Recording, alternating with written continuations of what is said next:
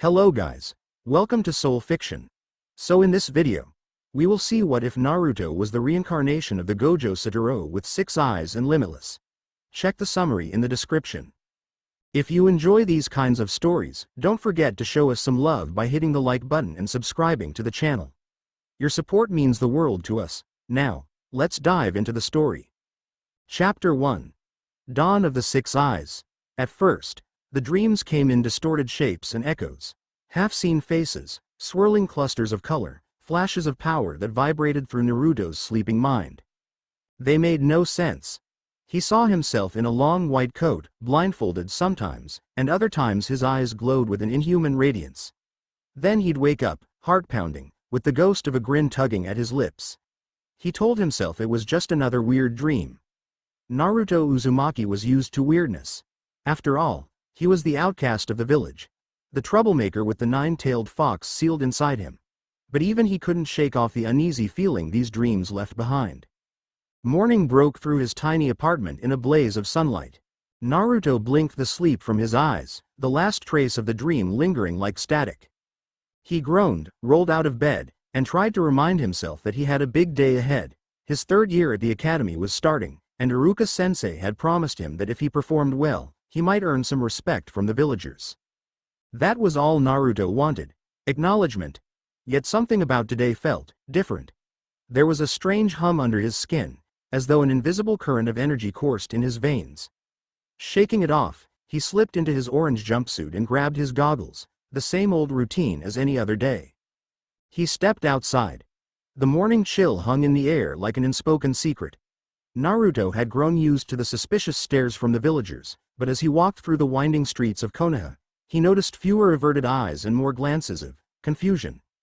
A curious tingle at the back of his mind told him that something was definitely off. He shrugged and forced a bright smile, determined not to let anything ruin his day. At the academy, the classrooms were buzzing with chatter. Naruto soon found himself right in the middle of the usual chaos. Kids like Kiba and Shikamaru huddled around, each trying to catch up on summer stories. Sakura Haruno looked as exasperated as always with Naruto. And Sasuke Uchiha, brooding, talented, ever popular, sat near the window, arms folded, ignoring the world. But Naruto felt a spark of amusement flicker in his chest as he looked around. A sense of déjà vu struck him, like he was witnessing something from a different angle than before. It was as if he'd stood in a classroom like this, but wearing something else entirely, a blindfold, maybe. He rubbed his eyes, letting out a little laugh. No more daydreaming, he told himself. Gotta focus. Iruka-sensei entered. The students hushed. All right, class, Iruka called. Everyone settle down. We've got a new training schedule to prepare you for your future as genin. Don't slack off this year. His gaze swept the room. As always, it landed on Naruto with a flicker of warning. Naruto tensed, remembering all the pranks he'd pulled. This time, though, something inside him stirred. A little voice told him that pranking was for children, and ironically, it was Gojo Satoru's voice. Of course, Naruto didn't know who Gojo Satoru was, not yet. He just heard the echoes telling him he had bigger things to worry about than messing with chalkboard erasers. The lesson began. Iruka spoke about chakra control, about the importance of honing the basics, the clone jutsu, transformation, and other fundamental skills. Naruto found himself listening more intently than usual. He felt this swirling sense that he already knew these topics intimately, on a level far beyond academy material. He almost wanted to raise his hand and correct Iruka on certain finer points. But that was crazy, wasn't it? A couple of hours later, the students were ushered out to the training field. Naruto marched forward, a bored expression on his face. Then, without warning, a small crumpled ball of paper soared across the yard and hit him in the back of the head. "Hey, loser," came a mocking voice. Two older students, notorious for picking on the younger kids, stood at the edge of the field. Their names were Koji and Atsuo. Both had failed the genin exam more times than Naruto could remember. They had a mean streak, especially where Naruto was concerned. Naruto glanced back, a grin forming as he spotted them. "You guys want a piece of me or something? Didn't you learn your lesson last time?" "I heard you're still the dead last," Koji sneered, stepping forward. "Got a big mouth for someone who can't even pass a basic test without messing up."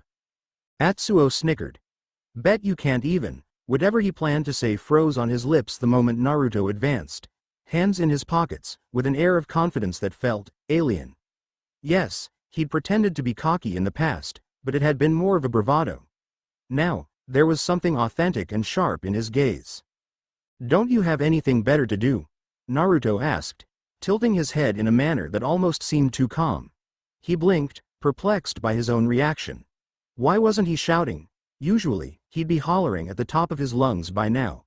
But this new reflex, this almost amused stance, came naturally. "Scram, or you're gonna regret it." Koji snarled. "You think we're scared of you? You're just a demon brat." That last phrase usually hit Naruto hard, reminding him of the Kyuubi's presence inside him, the hatred from the village. But in that moment, the word demon barely registered. He felt the faint echo of a voice, calm and mocking. "They think they can threaten me? Cute." Without even thinking, Naruto's right hand lifted slightly. He didn't form any hand seals. He simply willed something into existence, a concept that he half understood from those strange dreams.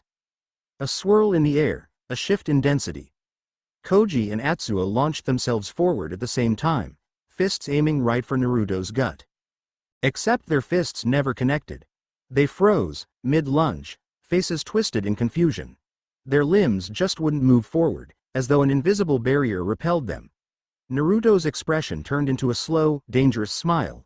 He had no idea how he was doing this, but he was doing it. Before Koji or Atsuo could recover, Naruto stepped aside. He dropped his hand, and suddenly both bullies stumbled forward, nearly toppling to the ground. Murmurs ran through the crowd of watching students. Even Sasuke, from a distance, narrowed his eyes. And in the front, near the walkway, Iruka's mouth hung open. What just happened?" Koji gasped, confusion etched on his features. Atsuo looked terrified. He scrambled to his feet and lunged again, only to have his momentum abruptly vanish. He was stuck midair for a fraction of a second before bouncing back as though hitting a rubber wall. He landed on his back, groaning in pain. Naruto let out a small chuckle, partially amazed, partially exhilarated. "I warned you," he said, shrugging. A slight wave of guilt hit him. He didn't normally cause other people to be in that much discomfort unless they really deserved it. But no one would say he was weak now. "Naruto." Iruka's voice cut through the hushed shock of the crowd. He strode forward, trying to hide his alarm. "What was that jutsu? Where did you learn it?" Naruto blinked, scratching the back of his head. I actually don't know," he admitted. "It just sorta happened." The confusion in Iruka's eyes was profound. He glanced around at the other teachers, who seemed equally baffled. There was no record of Naruto receiving any specialized training outside the academy. For a boy who struggled to do the clone jutsu properly to suddenly manifest K without seals was nothing short of extraordinary, and possibly dangerous. "Right," Iruka sighed, pinching the bridge of his nose. "Let's resume our practice. Naruto, you and I will talk after class." A wave of whispers spread among the students, and Naruto caught the wide-eyed stares of several girls. Hinata, seated quietly on a nearby bench, had her gaze locked on him with something akin to awe. Ino, standing with a group of other kids, had her mouth slightly open, pink lips parted in surprise. Sakura, though known for her short temper with Naruto, was definitely rattled. She tried not to stare too obviously, but kept glancing at him like she expected him to sprout wings at any second. Still feeling that bizarre mixture of thrill and confusion, Naruto joined the training exercise. His fellow students performed basic taijutsu drills, but Naruto couldn't concentrate on the simple punches and kicks. His mind was racing with questions. What was that energy? Why did it feel so easy? He knew from the dreams that there was something called infinity, but he didn't quite understand. All he knew was that it felt as natural as breathing. A couple of hours passed in tense repetition, with occasional glances thrown Naruto's way. When Iruka finally dismissed the class for lunch, most of the students rushed off to gossip. Naruto trudged back into the empty classroom, where Iruka waited, arms folded. "All right, Naruto," Iruka began, trying to keep his voice patient. "I need you to tell me exactly what you did earlier." Naruto flopped into a chair. "I don't really know, Iruka-sensei. It just felt right, you know? Like I already knew how to do it." He paused, then added softly, "I've been having these weird dreams." Dreams? Iruka leaned forward, brow furrowed. What kind of dreams? It's kinda hard to explain, Naruto said, trying to articulate the images swirling in his head. I see this man. Tall, with white hair. Sometimes he's blindfolded, sometimes not. He does things with, like, space and time, I guess. He coughed. I know it sounds crazy. But it's like I can remember a whole different set of powers. Iruka considered this, his gaze drifting to the floor. Naruto, maybe you should talk to the Hokage about this. It could be something to do with your chakra or... Naruto's eyes flashed. No, I don't want to bother the old man with this. He already has enough on his plate, right? He paused, fidgeting with the hem of his jacket. I'll figure it out. Iruka nodded hesitantly. I understand. Just promise me you'll be careful. That technique you used could hurt someone if you're not in control. The memory of the bullies flying backward returned to Naruto's mind. He hadn't meant to inflict that much force, it just happened. Yeah, he mumbled. I'll be careful. That afternoon, Naruto found himself wandering through the village aimlessly. The swirl of questions in his head wouldn't stop. When he passed a reflective window, he paused to look at his own reflection. A moment of shock washed over him as he thought he saw the fleeting image of bright blue eyes, far brighter than normal, an almost crystalline shine. But when he blinked, his usual cerulean stare greeted him, nothing out of place. Just my imagination, he whispered, exhaling slowly. He turned around, nearly crashing into someone. Oof, sorry. He looked up to see Hinata Hyuga. Cheeks already flushed pink. She'd obviously been following him, or at least that's what it looked like. Naruto-kun, she stammered, pressing her index fingers together. I saw what you did at the academy. That was incredible. Her milky white eyes, so full of admiration, made Naruto grin. She'd always been kind to him, but this time, he noticed she was barely able to meet his gaze. That? He shrugged. Just something new I picked up, I guess. It felt so odd to be the center of attention in a positive light. Thanks for checking on me. You okay? She nodded rapidly, then almost squeaked out, I'm fine. I just wanted to say that you looked really cool today. Naruto's grin widened. He'd rarely heard anyone call him cool. Usually, it was idiot or knucklehead. Thanks, Hinata.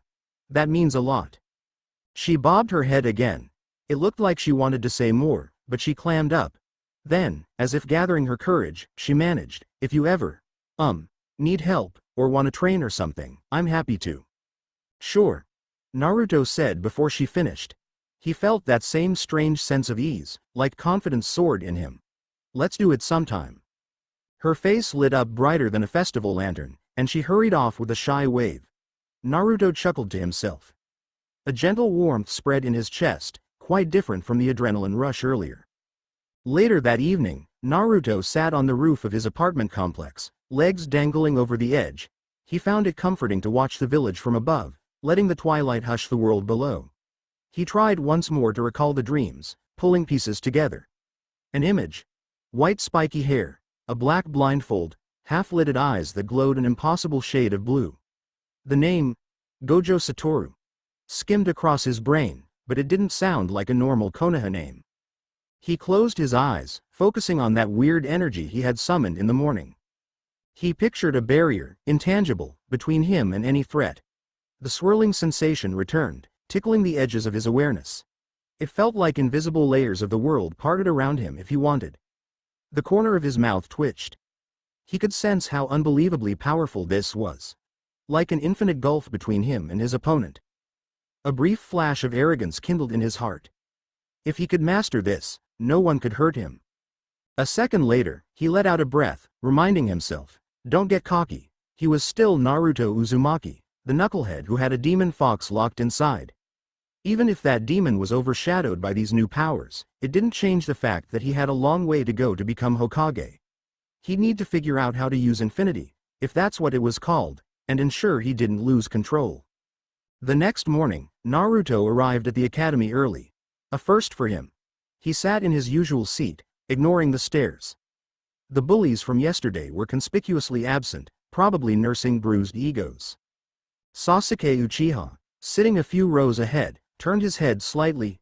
His dark eyes appraised Naruto for a moment before he faced forward again, determined not to show interest. But Naruto sensed his curiosity. A flicker of a grin danced on Naruto's lips. Sasuke's pride must be stinging, he thought. Iruka came in and began the lesson. Halfway through, he announced a taijutsu sparring practice for the class. Each student would be paired with another, and they'd rotate after 3 minutes. Naruto, you're with Sasuke, Iruka said, reading off a clipboard. The rest of the students buzzed with excitement. The two rivals had never faced off in a formal spar outside of random scuffles in the hallway. They moved outside. Naruto and Sasuke stood opposite each other on the green field. Students circled around, ready to watch the show.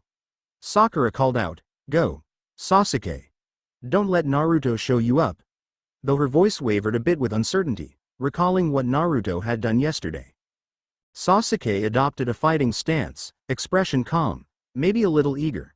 Naruto mimicked it, less precise, but brimming with a self-assured ease. Iruka gave the signal to begin. For the first few seconds, Sasuke tested the waters with quick jabs and a swift roundhouse. Naruto responded with uncharacteristic grace, evading or blocking each strike. Usually, he'd charge headlong in a flurry of fists, but now he moved more like a dancer, stepping just out of reach, letting Sasuke's hits brush the surface of his clothes without connecting. That invisible barrier. The for him like a second skin, whispering in the back of his mind. He wanted to see how far he could push it. There's a safe zone around me, Naruto thought, if I tweak it just enough. Sasuke threw a harder punch, aiming for Naruto's chest. Naruto barely shifted, but that intangible space warped, causing Sasuke's fist to graze the air just in front of Naruto's shirt. Sasuke frowned, suspecting some trick. He pivoted and aimed a sweeping kick at Naruto's legs. Naruto hopped up, letting the infinity cushion him. Sasuke's eyes narrowed. Something was definitely blocking him, though he couldn't see it. Damn it, Sasuke muttered, stepping back. He formed a half-tiger seal. Naruto, don't underestimate me. Lightning seemed to dance in Sasuke's gaze as he rushed forward again, arms twisting in a textbook taijutsu combination. Naruto's grin grew. For a moment, he considered letting infinity do all the work, but something inside him insisted on fighting back. He abandoned the barrier approach and sprang into action, matching Sasuke punch for punch. The crowd gasped as the two collided in a flurry of strikes that seemed beyond the usual academy level. Sasuke managed to slip a punch past Naruto's guard, brushing the corner of his jaw. Naruto felt a twinge of pain, but the rush of excitement overshadowed it. With a fluid motion, Naruto ducked under Sasuke's next kick and delivered a blow to Sasuke's midsection, light, but enough to send him stumbling. From the sidelines, Ino let out an appreciative whistle. Since when is Naruto that good? Sakura, arms crossed, watched with a conflicted look. She'd always admired Sasuke's talent, but Naruto's newfound prowess was startling to everyone. Hinata clasped her hands, relief and pride flickering in her eyes for Naruto. Iruka ended the match before it spiraled out of control. That's enough, good work. Sasuke and Naruto stood there, breaths ragged. Sasuke glared, though it wasn't pure animosity. It was grudging respect. Naruto met his gaze, a lopsided smile tugging at his lips. For a split second, there was a silent acknowledgement. Things have changed. At lunchtime, Naruto found himself surrounded by more attention than he'd ever gotten. Kids were whispering about his strange power, some speculation about him being possessed by a powerful spirit or something beyond the Kyuubi. Naruto shrugged it off mostly, but inside he felt a stir of satisfaction. The sense of isolation he'd lived with for so long had dulled somewhat.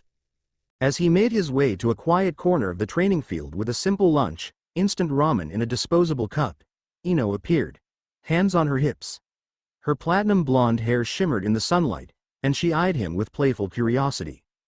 "Hey, Naruto," she greeted, trying to sound casual. "Mind if I sit?" "Nah, go for it," Naruto replied, patting the grass. She settled beside him, opening her own bento box. They ate in relative silence for a moment, the tension in the air thick with unasked questions. "You're, different," Ino blurted finally. "Did you just suddenly get better at fighting, or have you been hiding it all this time?" Naruto slurped his ramen, pondering how to answer. He decided on a half-truth.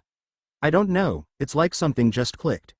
I've been practicing in my free time, he lied a little. Guess it's paying off. Ino raised an eyebrow, not entirely convinced. Right. Well, whatever it is, it's impressive. You wiped out those two bullies like it was nothing. He caught a note of admiration in her voice. The conversation felt foreign but not unwelcome. Yeah, well. I used to get picked on a lot, so maybe it's my turn to be strong. She nodded thoughtfully, then after a moment asked, you want to spar sometime? Maybe I can pick up a thing or two. Naruto flashed a grin. Anytime, Ino. He noticed the way she looked at him, a mixture of curiosity and something else. He wasn't used to the attention, but he couldn't deny it felt good. By the end of the day, rumors about Naruto's sudden power spike had spread beyond the academy. A few Chunin instructors observed him warily, as though he were a puzzle they couldn't quite solve. Naruto pretended not to notice. A part of him thrived on the newfound acknowledgement, but another part worried that the villagers might start labeling him as a bigger threat than before. He left the academy with a sense of purpose. Tomorrow, he'd test the Infinity More, see if it could do something besides repel attacks. Maybe he could apply it to ninjutsu, or even illusions. The possibilities seemed boundless. But no sooner had he walked 5 minutes from the school grounds than he felt a strange pressure behind him, like he was being watched. He stopped in front of an empty dumpling shop, the sign flipped to closed. Instinct told him to turn around slowly. A masked figure stood on the rooftop across the street, black robes fluttering in the breeze. Naruto squinted, heart pounding.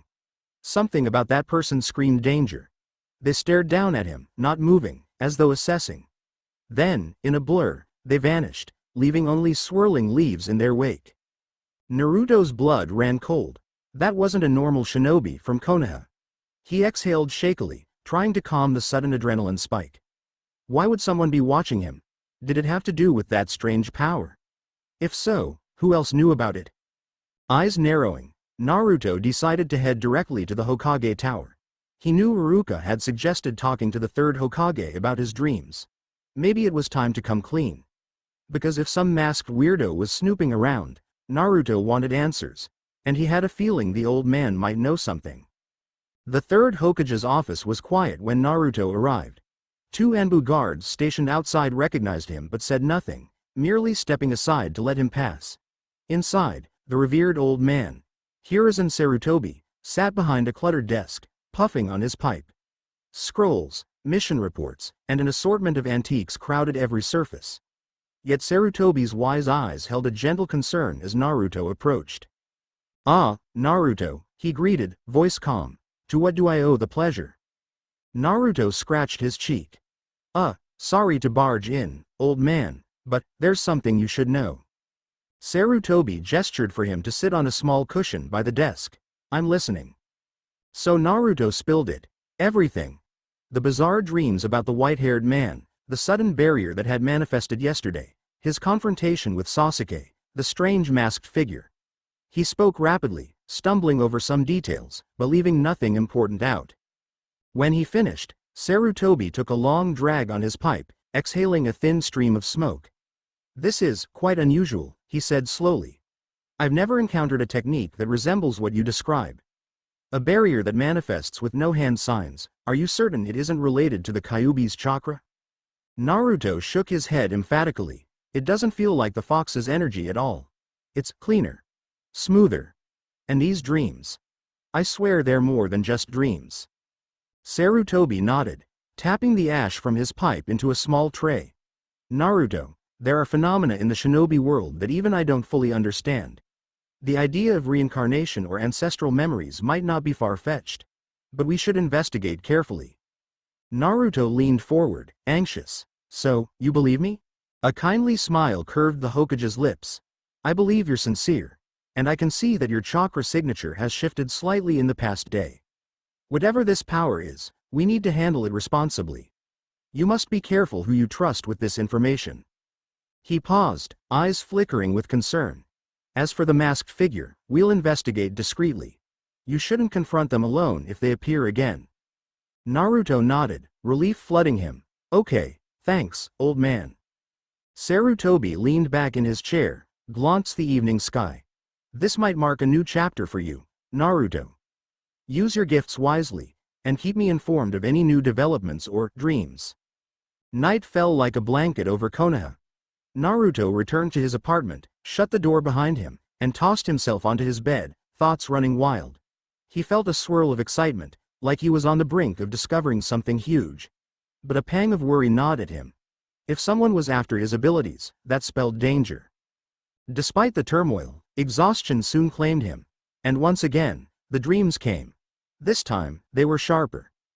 Naruto saw a tall figure in a sleek black uniform, white hair styled high. A blindfold slid away, revealing eyes so impossibly blue they almost glowed. That figure, Gojo, stood amidst swirling curses, or maybe they were monstrous shapes. He radiated an aura of untouchable dominance, so powerful that entire landscapes bent to his will. "I am the honored one," the figure said, voice calm yet echoing in Naruto's subconscious. "Limitless, infinity. These are more than techniques. They are a fundamental law. And you will inherit them." Naruto gasped, trying to speak in the dream. "Who are you?" Gojo's image flickered, a small smirk curving his lips. "You already know. Our power is unstoppable. Once awakened, there's no going back." Suddenly, the dream collapsed, replaced by swirling darkness. Naruto shot up in bed, chest heaving. Moonlight bathed his messy bedroom. He clenched his fists, eyes wide. Gojo Saturo. That name. That face. Now he remembered them clearly. Adrenaline racing, Naruto threw on his clothes and hopped out his window, heading straight for the training field under the moonlight. He didn't care if it was midnight. He had to experiment.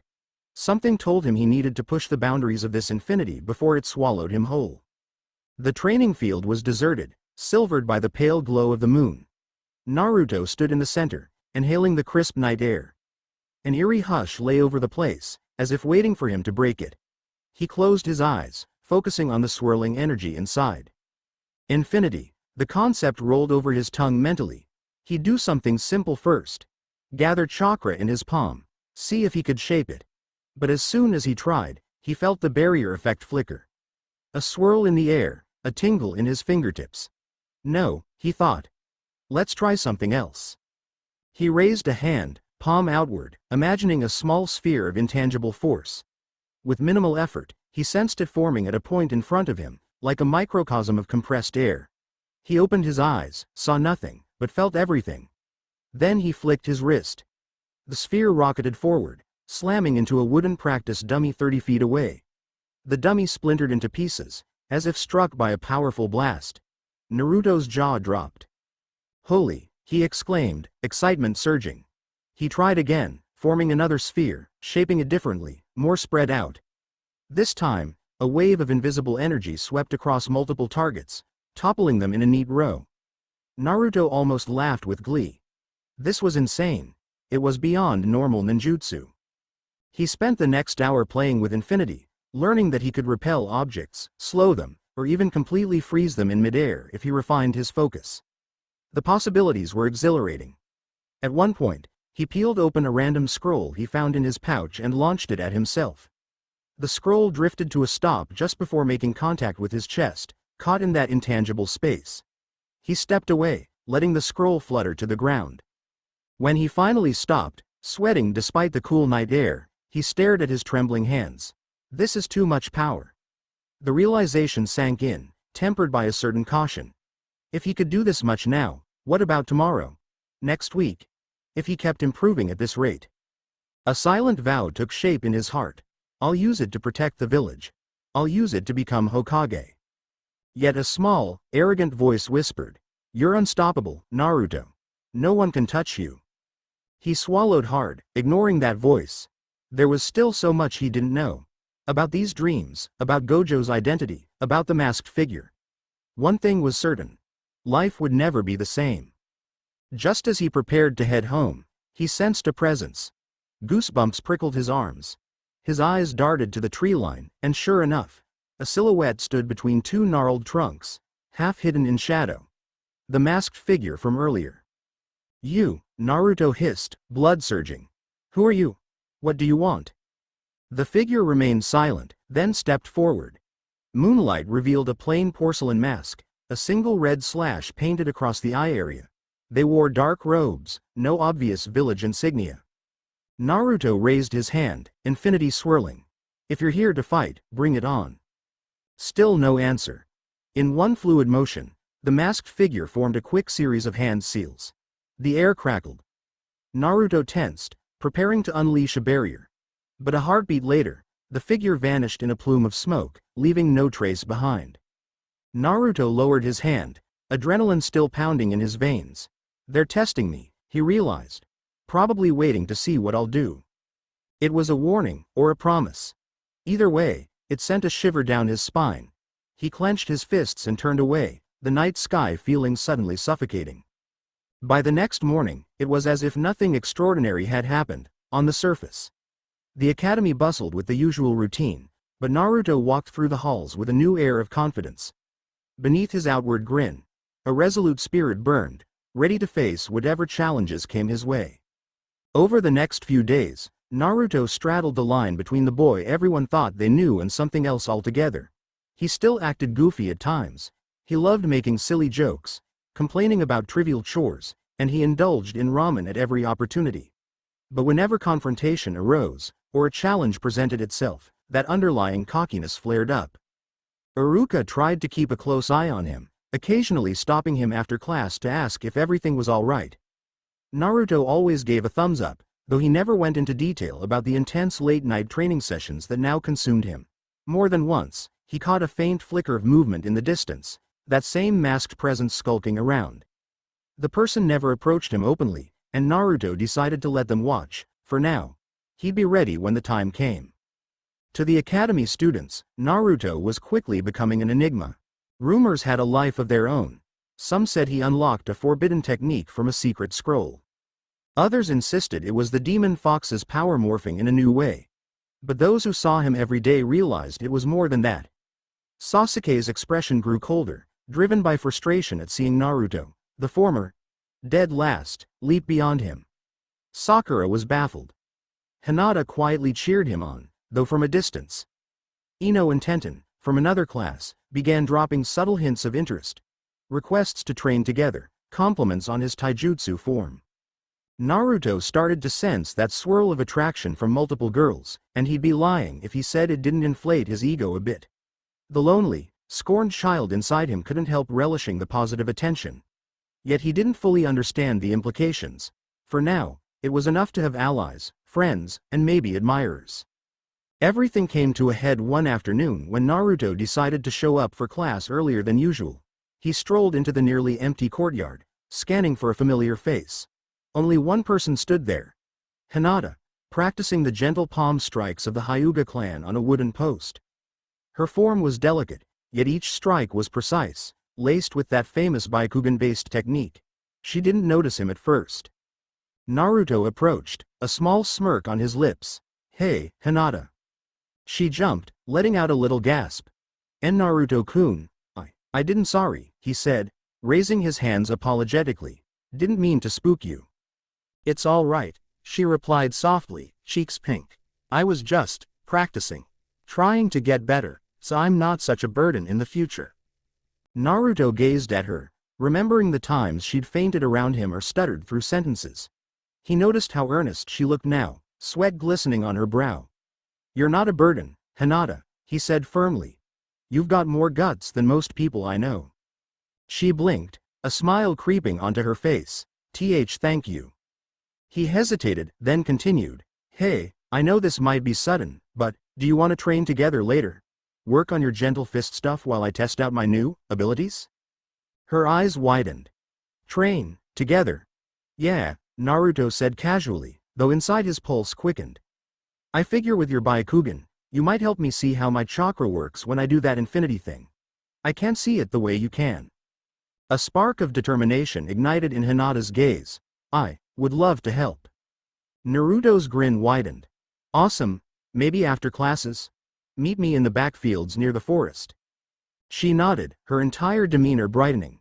In that moment, Naruto glimpsed her gentle, unwavering support. The kind of support he'd always wanted from a friend. Maybe even something more. The rest of the day breezed by. Naruto excelled in classroom drills and practical exercises. Iruka's confusion grew whenever Naruto aced a jutsu demonstration without a single mistake. The other teachers whispered among themselves. Sasuke, for his part, asked for a separate spar with Naruto when no one else was around, only to get politely turned down by Naruto, who said he had other plans. Sasuke's glare could have turned water to ice. As the final bell rang, Naruto dashed to the backfields, wearing a confident smirk.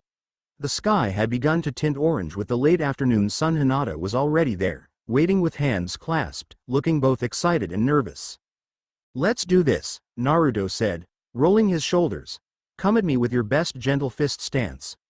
I won't use my infinity to block right away. I want to see the difference in my chakra flow when I do use it."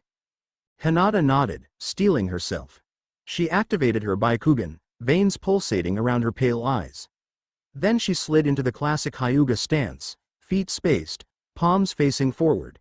Her gaze flicked toward Naruto, scanning his chakra network. "Go!" Naruto yelled, rushing forward. Hinata met his charge with a graceful twist, her palm snapping up in a quick strike.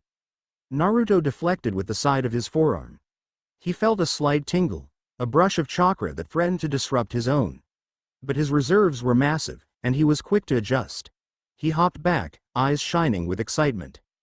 Again, he attacked, and again she countered with precise hits that forced him to parry or dodge. After a few exchanges, Naruto inhaled, summoning the infinity barrier. Hinata's next palm thrust halted a mere inch from his jacket, repelled by an invisible force. "Whoa," Hinata breathed, stepping back. "Your chakra, it's layered in ways I've never seen." She paused, scanning the swirling field around Naruto's body.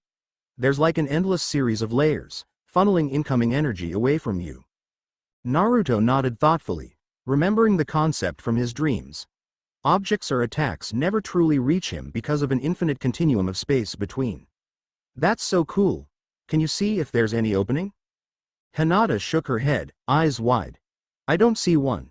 Everything that comes near you is slowed, or stopped, or pushed away. It's like a fortress made of pure chakra manipulation." She blinked, deactivating her Byakugan. "Naruto-kun, this technique is unbelievable." Pride filled him, but he tempered it with caution. "Thanks, Hinata. I just need to figure out how to use it responsibly. I can't afford to hurt my friends by accident, you know?" She smiled, a warm, genuine expression that made Naruto's heart skip a beat. "I'm sure you'll master it. You never give up. That's one of the things I admire about you."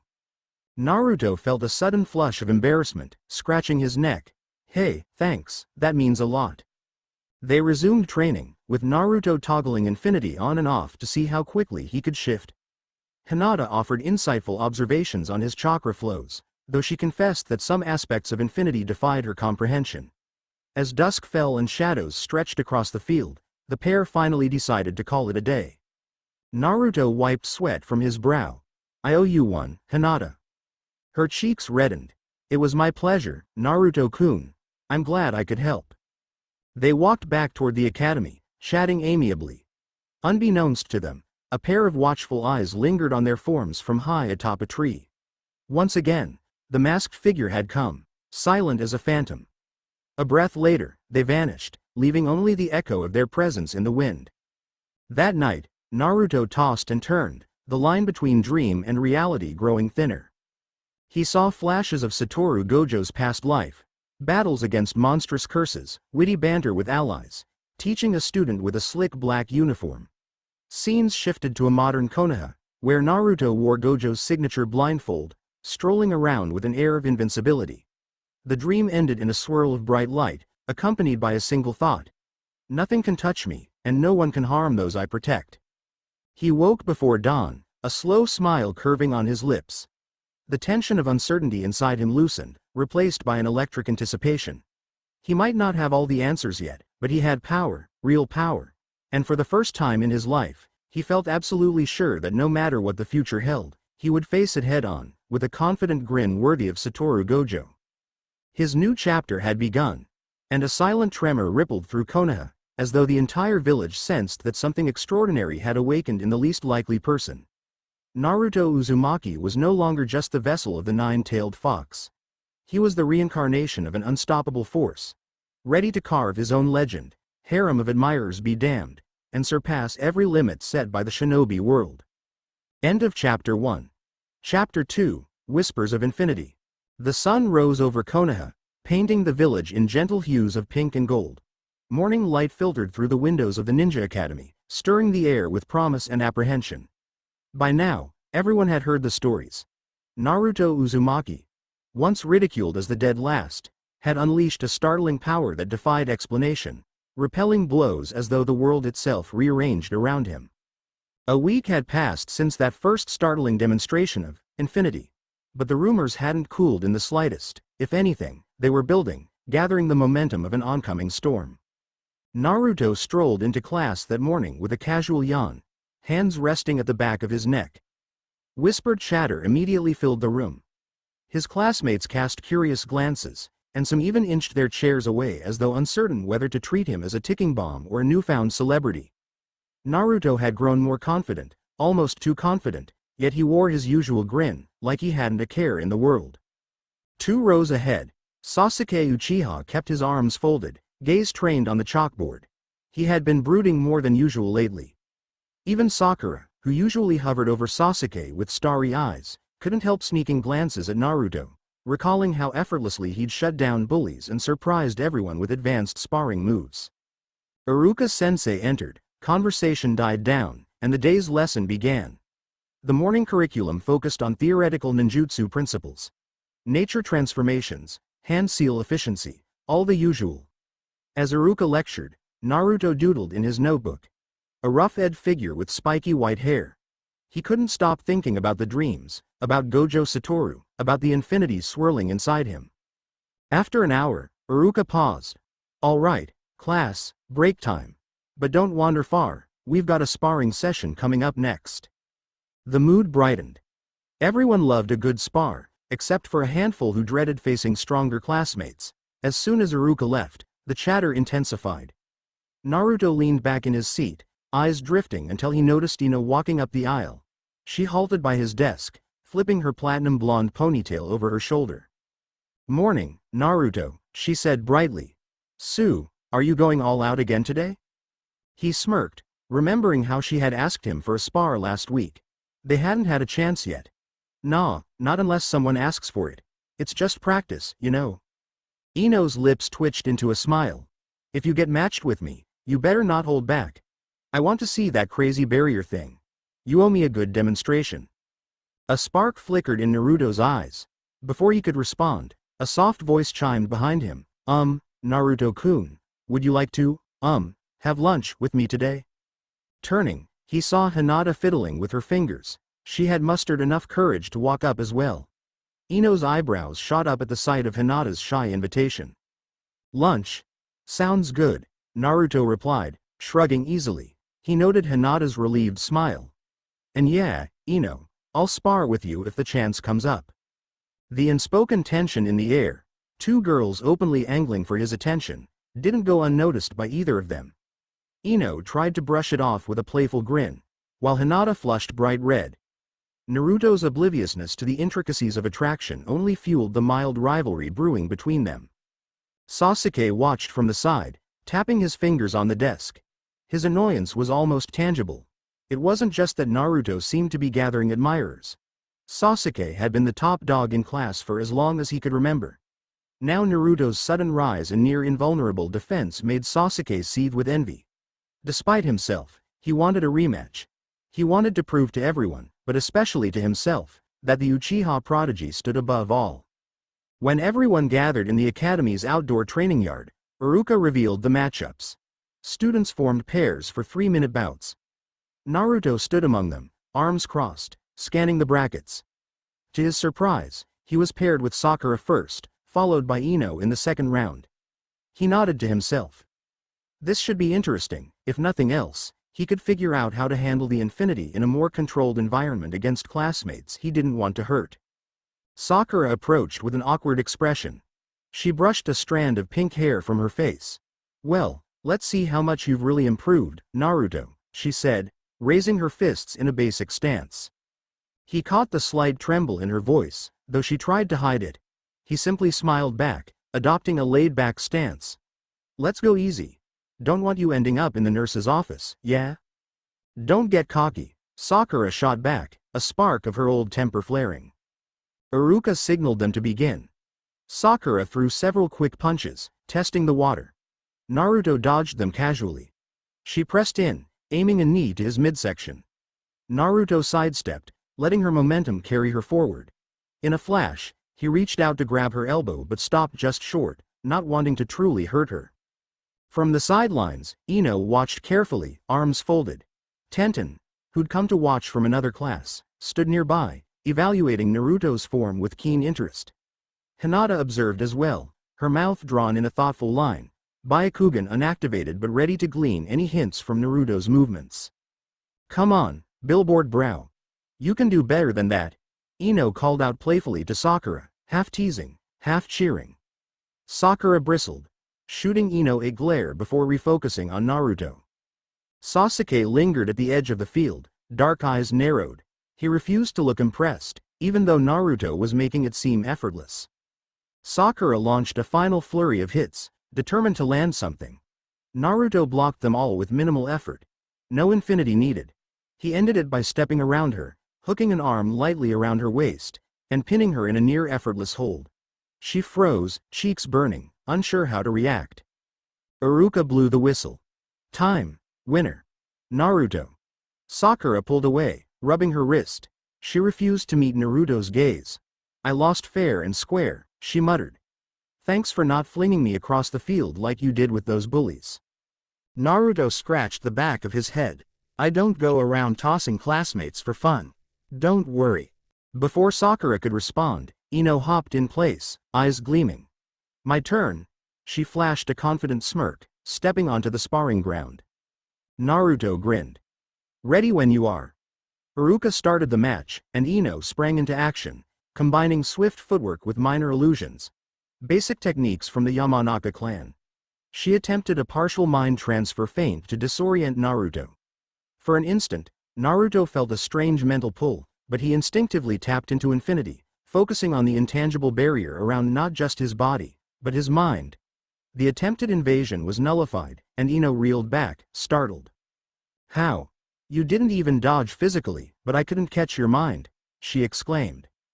Naruto gave a one-shouldered shrug. Guess it doesn't just block punches. Ino pressed her attack, switching to taijutsu. She wasn't as formidable as Sakura physically, but she was nimble. Naruto decided to give her a small taste of infinity. When she lunged with a flying kick, her foot stopped just shy of making contact. She staggered, arms pinwheeling as if she'd slammed into a spongy wall of air. The crowd let out a collective gasp. Even Sasuke's jaw tightened. Damn, Ino muttered, stepping back. She shook her head and went in again, this time aiming a sweeping low kick. The barrier shimmered invisibly, halting her just as efficiently. Naruto lowered his stance, controlling the infinity so she wouldn't bounce too violently. He still remembered how Koji and Atsuo had ended up sprawled after colliding with it. Ino panted, realization dawning that her hits just weren't going to land. That's enough, Iruka finally called, deciding it was one-sided. Winner. Naruto. Ino placed her hands on her hips, breathing heavily. Despite losing, excitement glowed in her eyes. That's insane, Naruto. How's anyone supposed to hit you now? He flashed a roguish smile. I guess they just can't. She rolled her eyes but grinned back, as though the challenge only made him more intriguing. The rest of the class couldn't hide their murmurs. Is Naruto unbeatable? Sasuke scowled off to the side, fists clenched. There has to be a way, he thought. Sakura pressed her back against the academy's outer wall, hands clasped in front of her chest. She could still feel the ghost of Naruto's grip from their spar, the gentleness with which he pinned her without harming her. Conflicting emotions churned in her stomach. Since when did Naruto get so cool? She wondered, biting her lip. He used to be annoying, always shouting about being Hokage. But now, he's calm, strong, and that infinity thing. Her eyes flicked to Sasuke, who stood a few meters away, glaring silently at the training ground. Sakura had always liked Sasuke.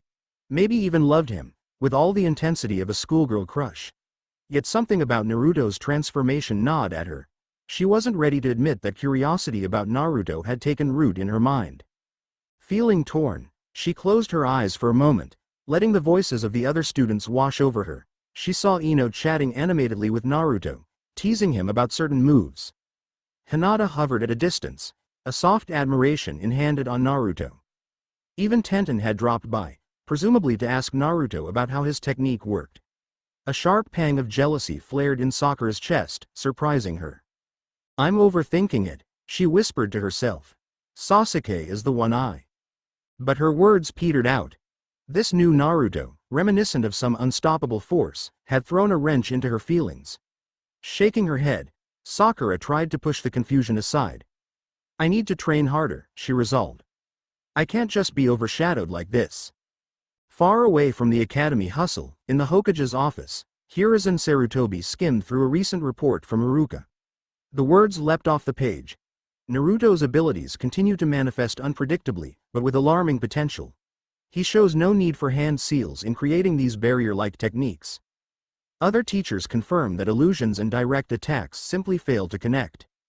Sarutobi set the report down, puffing on his pipe, brows furrowed. An Anbu kneeling before his desk awaited orders. Finally, the Hokage spoke. "I want the Anbu to discreetly monitor Naruto Uzumaki's training sessions. Do not interfere unless there's a clear threat to the village or to Naruto's safety." The Anbu nodded. "Understood, Lord Hokage." Sarutobi exhaled slowly. He remembered his conversation with Naruto about these dreams. A mention of a white-haired figure named Gojo Saturo. Reincarnation or not, the power was real. And real power always drew attention. "I must keep him safe," Sarutobi thought. "And I must ensure that the village doesn't fear him more than they already do." A brisk wind rustled the trees outside the village walls. In a secluded clearing, the masked figure who had been observing Naruto crouched on a thick branch. The porcelain mask glinted in the waning sunlight. Beside them, another presence materialized. A cloaked individual with a painted mask of their own. "You've been watching the Uzumaki kid," the newcomer stated, voice muffled by the mask. "Is he truly the reincarnation of the one called Gojo Saturo?" The first figure's posture tensed. He wields an ability that twists space around him. It seems unstoppable, akin to the Six Eyes Infinity, but it's still incomplete. The second figure gave a curt nod, producing a tattered scroll from beneath the cloak. "We have a lead on a sealed artifact rumored to negate space-time barriers. If we acquire it, his infinity might become worthless against us. And then the Nine Tails Jinchuriki will be vulnerable," the first figure mused. "We can't move too hastily, though. The Hokage's eye is upon him." A pause. The wind whistled through the clearing. Leaves spun in a small whirlwind around the tree trunk. "Keep observing," the second figure commanded. "Report if he shows any signs of further awakening. We must strike before he fully embraces that monstrous power." Then, with a crackle of chakra, the newcomer vanished, leaving the first figure alone in the tree, mask tilting to watch the distant silhouette of Konoha. After the morning sparring session, Iruka dismissed the class, giving the students the afternoon off for independent training or rest. Most kids would go to the village eateries or hang out with friends, but Sasuke had other ideas. He marched straight out of the academy gates and headed for the nearest training ground, hoping to find a spot away from prying eyes. However, as fate would have it, Naruto also wandered in that direction. Sasuke heard footsteps behind him and whirled around. There stood Naruto, looking just as surprised. "Oh, hey, Sasuke," Naruto said, "didn't think you'd be out here." Sasuke's jaw tightened. "I'm going to train, alone." Naruto nodded, seemingly unbothered. "Cool. Mind if I watch? I could use some tips on Sharingan-based moves. When you unlock it, that is." That casual remark made Sasuke bristle. "Don't mock me." "Who's mocking?" Naruto replied, raising his hands in surrender. "I just figure if we can push each other, we'll both get stronger. Come on. You got to admit, I'm not the same dope who used to fail every jutsu." Sasuke stared, torn between anger and grudging respect. "Yeah, no kidding. You've turned into someone else entirely." "It's still me," Naruto said, though even he wasn't entirely sure if that was true. The echoes of Gojo Satoru's personality sometimes felt alien, sometimes felt more natural than his old persona. "Look, if you want a rematch, let's do it." The birds in the nearby pines took flight as Sasuke's eyes flashed. Fine, but this time, don't hold back that infinity.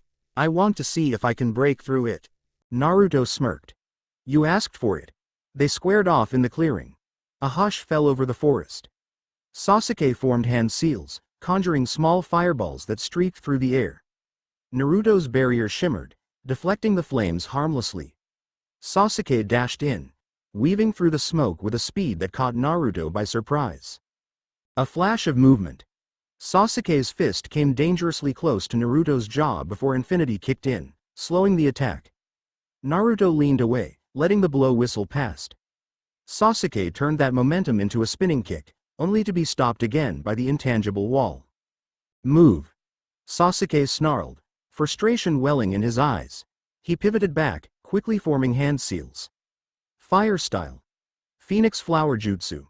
Multiple small fireballs spat from his mouth, fanning out in an arc. He also hurled a handful of shuriken into the flames, turning them into hidden, scorching projectiles. Naruto watched calmly.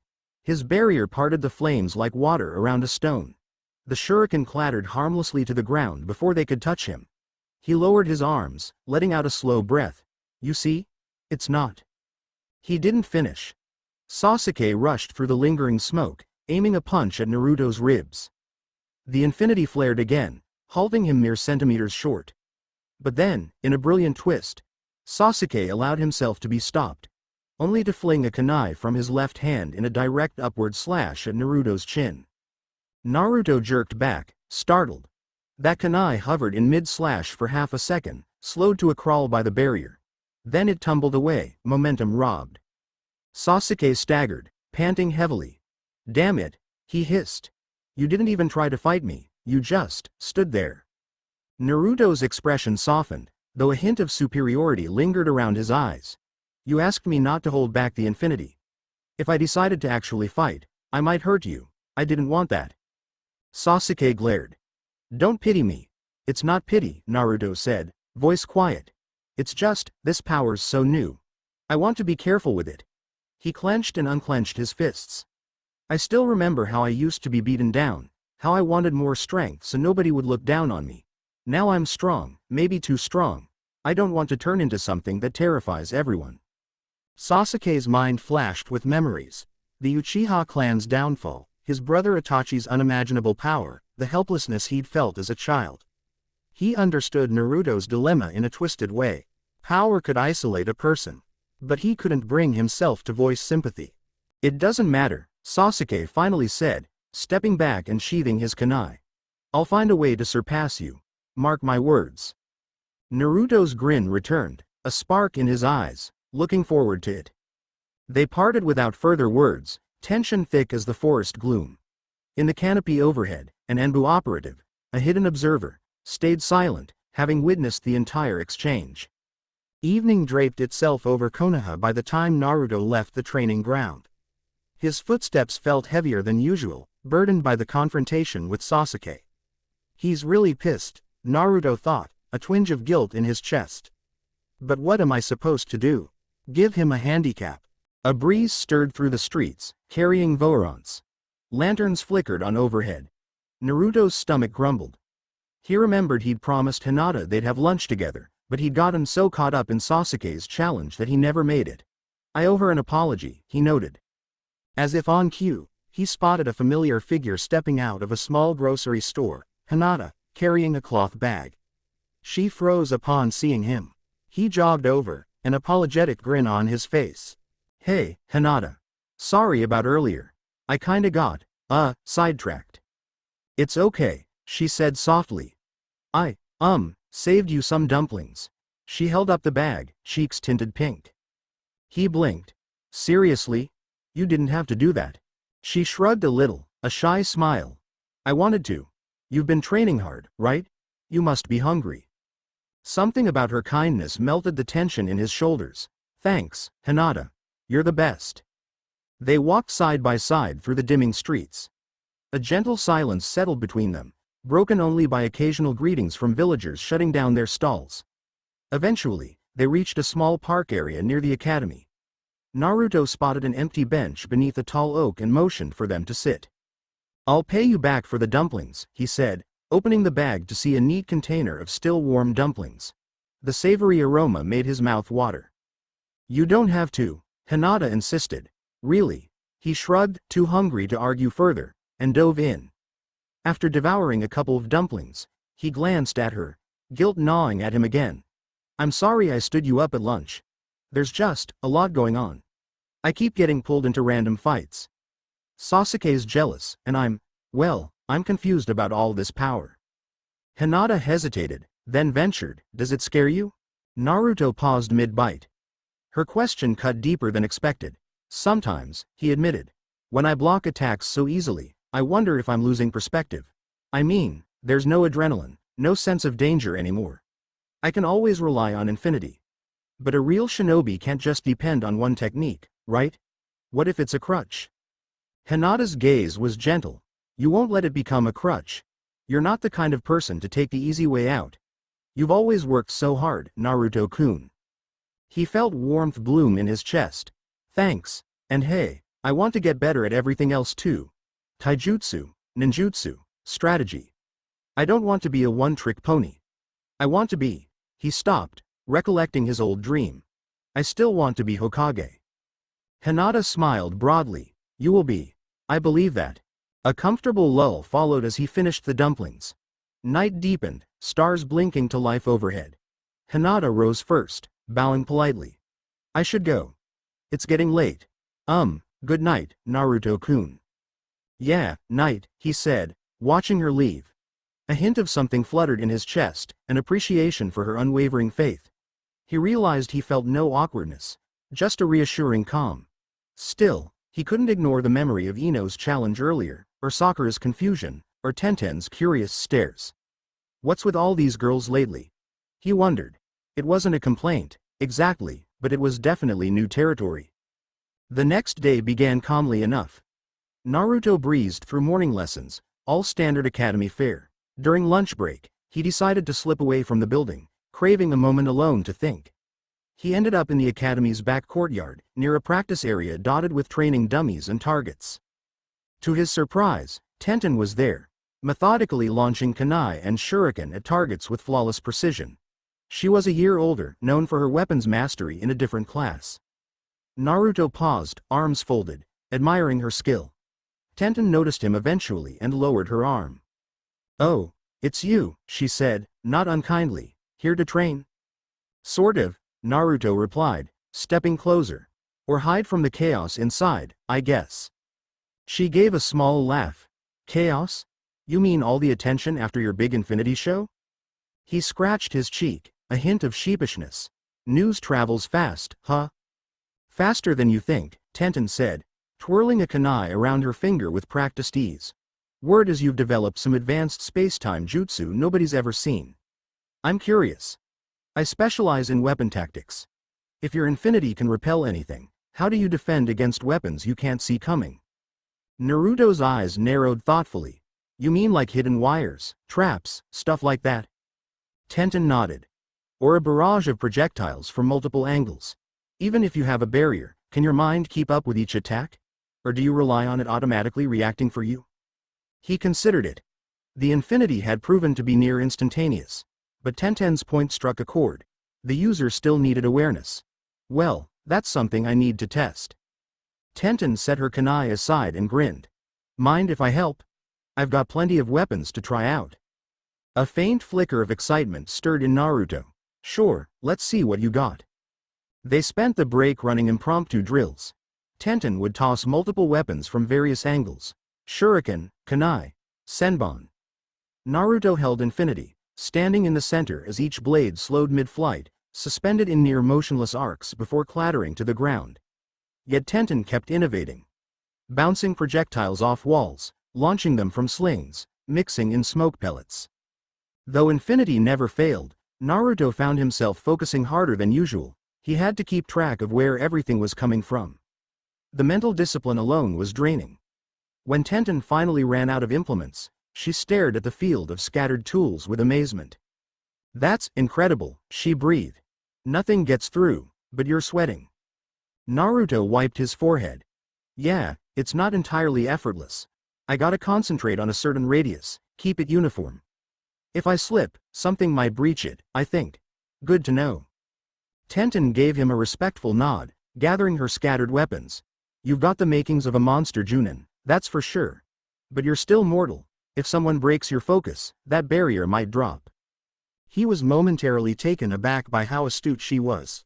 Right, another reason I need to keep training everything else. A subtle grin curved her lips as she secured a scroll full of weapons. Anytime you need a weapons specialist to test your defenses, I'm game. He gave her a friendly salute. I'll remember that.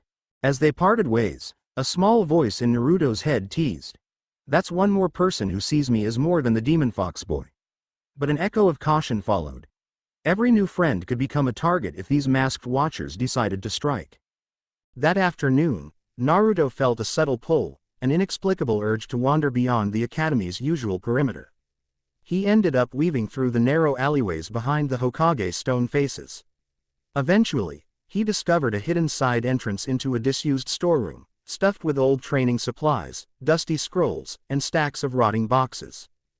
Damn, what is all this junk? He muttered, stepping past cobwebs. The place smelled of mildew and forgotten memories. Yet something tugged at him, an instinct drawn from that half-Gojo consciousness. He found a small chest half buried under broken crates. Nudging the debris aside, Naruto carefully lifted the lid, coughing at the cloud of dust. Inside lay a scroll wrapped in worn leather, sealed with an unfamiliar crest. It pulsed with faint chakra. Heart pounding, he unwrapped it, revealing cryptic symbols and archaic script. One line stood out, written in old shinobi script. When the Six Eyes awaken, the path to infinity opens. Lurking beyond is the key that shatters all illusions, a blade that severs space. Naruto's breath caught. 6 eyes. That term haunted his dreams. Gojo Satoru's fabled ocular jujutsu. ND infinity, or so his dream memories hinted. He scanned for more clues, but most of the text was faded or written in code. Another line mentioned a place called the Void Temple, rumored to house a weapon that could nullify space. The words left a chill in Naruto's veins. Could that be the artifact that masked figure might be after? He recalled the fleeting glimpses of that shadowy observer, the threat they posed. Before he could fully process it, a faint creak echoed in the storeroom. Naruto snapped the scroll shut, tucking it into his jumpsuit. He crouched behind the boxes, senses alert. A whisper of movement at the entrance. For an instant, he felt an oppressive aura, like someone powerful had just stepped inside. Naruto suppressed his chakra, peering through a gap in the crates. He glimpsed a figure in black ninja garb, face concealed by a blank porcelain mask. It was them again. They're following me. Naruto's pulse thundered. The masked ninja scanned the room, perhaps searching for the same scroll. After a tense moment, they moved deeper into the shadows, rummaging through old shelves. They must suspect I'm here, Naruto realized. He weighed his options. Fight or flee. Infinity was near unbeatable, but this storeroom was cramped. And if the figure had a technique to counter him, this could be a trap. He inched toward the back door, quietly sliding it open. The masked ninja suddenly stiffened, turning in his direction. Naruto's breath caught. No time to stay hidden. He bolted, darting through the door into a back alley. Shouts sounded behind him. He soared onto a low rooftop, rolling across the tiles. A moment later, the masked ninja emerged, bounding after him with startling speed. Naruto sprinted, mind racing, infinity flickering to life. If this was going to be a fight, he needed open ground. The chase wove through Konoha's rooftops. Civilians below noticed only a blur of movement. Naruto poured on the speed, leaping from one roof to the next. His pursuer matched every move, close on his heels. Let's see how they handle infinity, he thought, skidding to a stop on a high parapet. He pivoted, raising a hand. I don't know who you are, but you picked the wrong guy to chase. The masked ninja didn't answer. They raised their own hands in a flurry of seals. Naruto sensed a buildup of chakra. A surge of swirling black energy formed overhead, condensing into a crackling orb. What the? He braced himself, infinity shimmering around him. The ninja launched the orb forward. It struck the barrier, and for a moment, infinity held fast. but Naruto's eyes widened in shock as the orb began to twist and ripple, as though searching for a weak point. A spike of panic shot through him. They have something that can interact with space. Before it could fully penetrate, Naruto poured more of his chakra into infinity, forcibly dispersing the orb. A thunderous crack echoed across the rooftops, sending tiles flying. The masked ninja staggered, forced to break their own jutsu to avoid recoil. Naruto seized the opening, inhaling deeply. It's now or never. He thrust his palm forward, conjuring a wave of force. A compressed infinity strike. The air rippled, hurtling the masked ninja backward. They tumbled over the edge of the rooftop and vanished in a swirl of leaves. Naruto stood there, adrenaline burning, scanning for any sign of them. Nothing. They had retreated. Or perhaps they were waiting, invisible. Damn, he gasped, trying to steady his pounding heart. They almost got through infinity. The implications sent a tremor of unease through him. He carefully withdrew the scroll from his jumpsuit, gaze lingering on the cryptic lines. A blade that severs space, if it truly existed, maybe these enemies were after it. That evening, Naruto found himself at the Hokage Tower, scroll in hand. He'd already decided to bring it to the third Hokage, trusting that Sarutobi's wisdom could help decode it. Two Enbu guarded the entrance but let Naruto pass once he showed them the scroll's crest. He stepped into Sarutobi's office, closing the door behind him. The old man looked up from a stack of paperwork, eyes reflecting both warmth and concern. Naruto, you're here late. Naruto placed the scroll on the desk. I found this. It talks about 6 eyes, and a weapon that might bypass infinity, my infinity. Sarutobi's demeanor shifted from grandfatherly to authoritative. He picked up the scroll, unraveling it carefully. His eyes scanned the faded characters, brow furrowing. This script, very old. Possibly older than the village itself. 6 eyes. That aligns with what you told me about Gojo Saturo in your dreams, yes? Naruto nodded. I think so. This might explain how my infinity works, and how someone can break it. He recounted the chase with the masked figure. They have some weird jutsu that nearly got past my defense. I got lucky. Sarutobi's gaze grew grave. A direct threat indeed. You did the right thing bringing this to me. I'll have experts examine it. Naruto looked down. Old man, I'm scared. I act confident in front of everyone, but if there's a technique or artifact that negates infinity, I'm vulnerable. I could lose everything. The third Hokage tapped his pipe thoughtfully, then set it aside. Power always comes with risks, Naruto. The stronger you become, the more you'll attract those who crave, fear, or wish to control that strength. The question is, what will you do in the face of that threat? Naruto clenched his fists. I won't back down, he said, voice steady. I'll protect the village, and my friends, whatever it takes. Sarutobi smiled gently. That's the will of fire. But don't shoulder this alone. Lean on your comrades. Even the greatest talents, like the fourth Hokage, needed allies. A flicker of memory, Minato Namikaze, the fourth Hokage, surfaced in Naruto's mind. He'd always admired the Yondaime. A surge of determination steadied his resolve. All right. I'll talk to Iruka-sensei, maybe Kakashi when I become a genin. If it's a real threat to the village, they need to know. Sarutobi exhaled, relief in his eyes. Good. I'll keep this scroll safe for now, and I'll put our best cryptographers on deciphering more of its secrets. In the meantime, remain vigilant. Naruto bowed slightly, an unusual show of respect. Thanks, Gramps. I appreciate it. As Naruto left the office, he felt the weight of uncertainty lighten just a bit. Yet a quiet fear still lurked. If infinity fails, then what am I? Sleep came fitfully that night. Naruto tossed and turned in his cramped apartment, drifting into a vivid dreamscape. The swirl of colors coalesced into the image of Gojo Saturo once more. Hair impossibly white. Eyes hidden behind a smooth black blindfold. Dream Pav. Gojo Saturo. He stood amidst a ruined cityscape, curses shrieking in the distance. His lips curved into a cocky grin. These curses think they can kill me.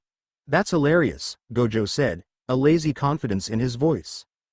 In a blur of motion, he raised a hand, infinity crackling around him. The next moment, twisted creatures disintegrated under a barrage of unstoppable force. He laughed, the sound echoing among crumbling skyscrapers. Then the scene shifted, revealing a different time. Gojo faced a friend, someone with dark hair, serious eyes. They exchanged banter, referencing a world foreign to Naruto's. Words like jujutsu, sorcerers, curses, floated by. The friend teased Gojo for his arrogance. Gojo brushed it off with playful smugness. The dream focused on Gojo's eyes, the legendary six eyes, shining like cosmic sapphires. They pierced illusions, glimpsed infinite possibilities. A voice resonated. The six eyes see everything. With infinity, none can touch the honored one. But a faint whisper undercut that bravado. There is always a risk, somewhere, a tool or power that can sever infinity. Naruto jolted awake, sweat beading on his forehead. He panted, heart racing as Thugen. The dream still clung to him, a hazy memory of catastrophic battles and unwavering confidence. Who was that friend with dark hair? Naruto wondered, questions swirling. And curses, a different kind of threat. Despite the confusion, a sense of empowerment flooded him.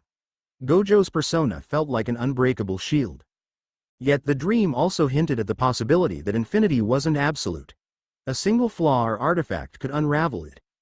That thought weighed on Naruto like a stone as dawn broke over the horizon. The next day, Iruka announced a special demonstration. Each student had to perform their best ninjutsu or unique technique they'd mastered. A handful of Junin were present to observe, including some from other teams. Naruto recognized one among them, Might Guy, the enthusiastic taijutsu specialist, clad in his famous green spandex. Another was Kurenai Yuhi, rumored to be a genjutsu expert. Excitement hummed through the air. Students lined up in the courtyard. Some displayed fireballs or water bullets. Others managed illusions or partial transformations. Sasuke ignited a wave of admiration with his flawless fire-style technique. Sakura performed a decent illusions-based display. Ino controlled a classmate momentarily with her family's mind transfer jutsu. Hinata demonstrated gentle fist strikes on a practice dummy, nerves brimming but form precise. Then came Naruto's turn. Whispers rippled through the crowd. The Junin watchers leaned forward. Naruto inhaled, focusing. He decided to reveal a new adaptation of infinity, something he'd been working on in secret. He formed the start of a standard shadow clone hand seal but wove infinity into it. Instantly, multiple clones popped into existence. However, each clone carried a faint aura of infinity around them, like a protective bubble. The moment a clone was struck, it didn't disperse, attacks slowed or deflected. It was a partial mimic of the true infinity, but enough to demonstrate a mind-boggling edge in clone combat. He directed the clones to perform a coordinated strike on a series of targets, each shielded by that intangible barrier. The targets shattered, splitting in half under the combined force. As the final echo of the strike faded, the clones vanished in puffs of smoke, leaving Naruto standing at the center, infinity flickering briefly. An eruption of chatter followed. Iruka blinked in astonishment, while the Junin exchanged significant looks. Guy rubbed his chin. Most peculiar, layering a passive defense on multiple clones. That requires tremendous chakra control. Youthful indeed. Kurenai's red eyes narrowed thoughtfully. He's forging a new type of technique. That's advanced. Naruto tried to hide how winded he felt. The mental strain of sustaining infinity over multiple clones had drained a chunk of his chakra. But outwardly, he wore a confident smirk, soaking in the crowd's stunned admiration. Sasuke clenched his jaw, arms folded. He's not just using that barrier passively. He's evolving it. The desire to surpass Naruto burned in his blood. After the demonstration, Naruto found himself surrounded by a group of classmates peppering him with questions. How did he come up with that technique? Could he teach it? Was it dangerous? He fielded them with casual shrugs and half-answers, refusing to give away the infinity's deepest secrets. The last thing he wanted was someone messing up their chakra trying to replicate something so specific to his reincarnation's powers. Tenten, who had been allowed to attend, joined the group, crossing her arms with a thoughtful expression. That's beyond normal academy level. I mean, that's borderline advanced Junin or even something else entirely. Naruto glanced at her, recalling their weapons test. Still lots of room to improve, he said lightly, not wanting to sound arrogant but also not denying it. Ino nudged her way in. You should teach me some of that. Imagine how unstoppable I'd be if I had a bit of that infinity in mind transfer combos. We could dominate the Chunin exams, you know. Naruto laughed. Let's get through the Genin exam first, yeah? Hinata hovered at the edge, smiling softly whenever Naruto's gaze swept over her. Sakura lingered behind, conflicted about approaching. The tension around them was palpable. The girls seemed to orbit Naruto like planets around a star, each drawn by different reasons. Sasuke, meanwhile, stormed off without a word, bitterness carved into his features. In a dimly lit hideout on the outskirts of the Land of Fire, the masked figure knelt before a flickering brazier. Shadows danced on the walls, revealing half-glimpsed silhouettes of other cloaked individuals. A voice, low and commanding, addressed the masked ninja. Your attempts to probe his infinity nearly succeeded? The ninja bowed their head. He's learning fast. But yes, our dimensional orb almost breached his barrier. He's not infallible. It's a matter of overwhelming his focus. A second figure in the circle hissed. We have an even better weapon in mind. The old texts speak of a blade that can sever space, the same one rumored to challenge Gojo's power centuries ago. Indeed, the leader mused. We will track that blade. Meanwhile, keep him under surveillance, but do not engage recklessly. The Nine-Tails Jinchuriki must not suspect our larger plan. A hushed murmur of agreement passed among them. The masked figure clenched their fists. They recalled the shockwave that knocked them off the rooftop. Naruto Uzumaki, reincarnated or not, you will fall. Tensions flared in the academy courtyard the following day when Ino teased Sakura about her half-baked illusions. I don't see what Sasuke ever saw in you, forehead. You can't even get Naruto's attention. Sakura bristled. You're one to talk. Naruto's only messing around with you because you force yourself into his business. What's that supposed to mean? Jealous? Ino shot back. Why would I be jealous of you and Naruto? You don't even like him that way, do you? Sakura retorted, though her own feelings were muddled. Ino's cheeks reddened slightly. That's none of your business, she sputtered, voice rising. They faced off, ignoring the curious onlookers. Then Hinata stepped in, speaking softly but firmly, please stop fighting. You're both friends of Naruto-kun, right? He wouldn't want this. Sakura exhaled, realizing how petty they must look. Ino just clicked her tongue and stomped off. Hinata turned to Sakura apologetically. I'm sorry if I said something wrong. Sakura sighed. No, you're right. We're acting stupid. It's just, everything's changing. Naruto's changed. I don't know how to handle it. Hinata looked down. I understand. I feel it too, but he's still Naruto-kun, deep down. Sakura tried to find comfort in those words. Nonetheless, a pang of worry persisted. If Naruto kept evolving into something unstoppable, would he leave them all behind? Later that evening, Naruto proposed a small training meetup to blow off steam. Hinata and Tenten were the only ones who showed up. Ino had prior family obligations, and Sakura was nowhere to be found. The trio headed to a lesser-used training ground just outside the village, ringed by tall wooden posts for agility exercises. All right, Naruto said, stretching his arms. I want to keep working on applying infinity in unpredictable ways. Tenten, maybe you can simulate an ambush. Hinata, keep an eye on my chakra flow. Let me know if there's a pattern or gap I'm missing. Tenten nodded, producing a handful of weapons from a storage scroll. You got it. Hinata activated her Byakugan, the veins around her eyes throbbing softly. I'll watch carefully. They ran through various exercises. Tenten dashed among the wooden posts, flinging weapons at bizarre angles. Naruto held infinity, blocking them as best as he could while dodging among the posts. Hinata studied him, calling out whenever she saw fluctuations ire. She said at one point, pointing to a spot behind Naruto. When you pivot, your infinity's edge wavers slightly. It's only for a fraction of a second, though. Naruto gritted his teeth, adjusting mid-motion.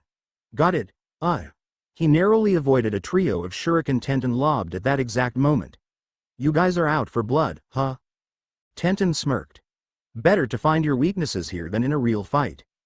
As the session continued, a sense of camaraderie built. The synergy between them felt natural. At one point, Tenten slipped on a wet patch of grass and nearly toppled off a post, but Naruto's infinity flickered out so he could catch her arm physically. "I can't believe you actually turned it off to help me," Tenten said, slightly breathless. He shrugged, a sheepish grin. "You're more important than a fancy barrier. I'm not just a walking infinity, you know." She looked at him with newfound respect. He's strong but not heartless. That's a rare combination. Meanwhile, Hinata observed quietly, her heart fluttering at Naruto's kindness. They continued until sweat dripped down their brows and twilight settled over the training ground. As they prepared to head back, Naruto felt an itching in his senses again, the feeling of being watched. He snapped his gaze toward a cluster of bushes, infinity stirring reflexively. "What's wrong?" Tenten asked, following his line of sight. Naruto frowned. "I thought I sensed someone, but no one emerged." The wind rustled the leaves. He forced himself to relax. Could be the Anbu Watchers or that masked enemy again. In either case, he resolved to remain vigilant. Back at the Uchiha compound, Sasuke trained alone in the courtyard under the moonlight. Sweat dripped from his temple as he repeated the fireball jutsu over and over, draining his chakra reserves. Not enough, he thought desperately. I need a breakthrough.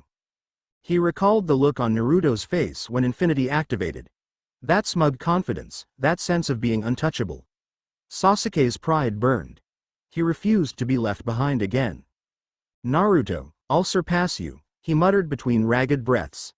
Flames spewed from his mouth, illuminating the empty courtyard. In his mind's eye, he saw his brother, Itachi, standing among the bloodied remains of the Uchiha clan. "I can't rest until I avenge them. I can't let Naruto overshadow me. I can't let Itachi overshadow me. I can't let anyone overshadow me." As the last embers died down, Sasuke sank to his knees, panting.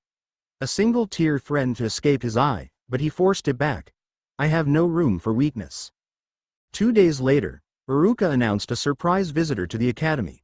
Kakashi Hitaki, the famed copy ninja, was dropping by to observe the graduating students.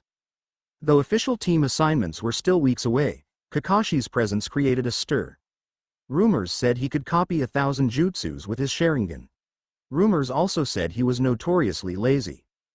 Kakashi strolled into the training yard late, reading an orange book. His slouched posture and half-lidded eye gave off an air of bored detachment. Yet Naruto couldn't help but notice how the man's single visible eye tracked him with keen interest.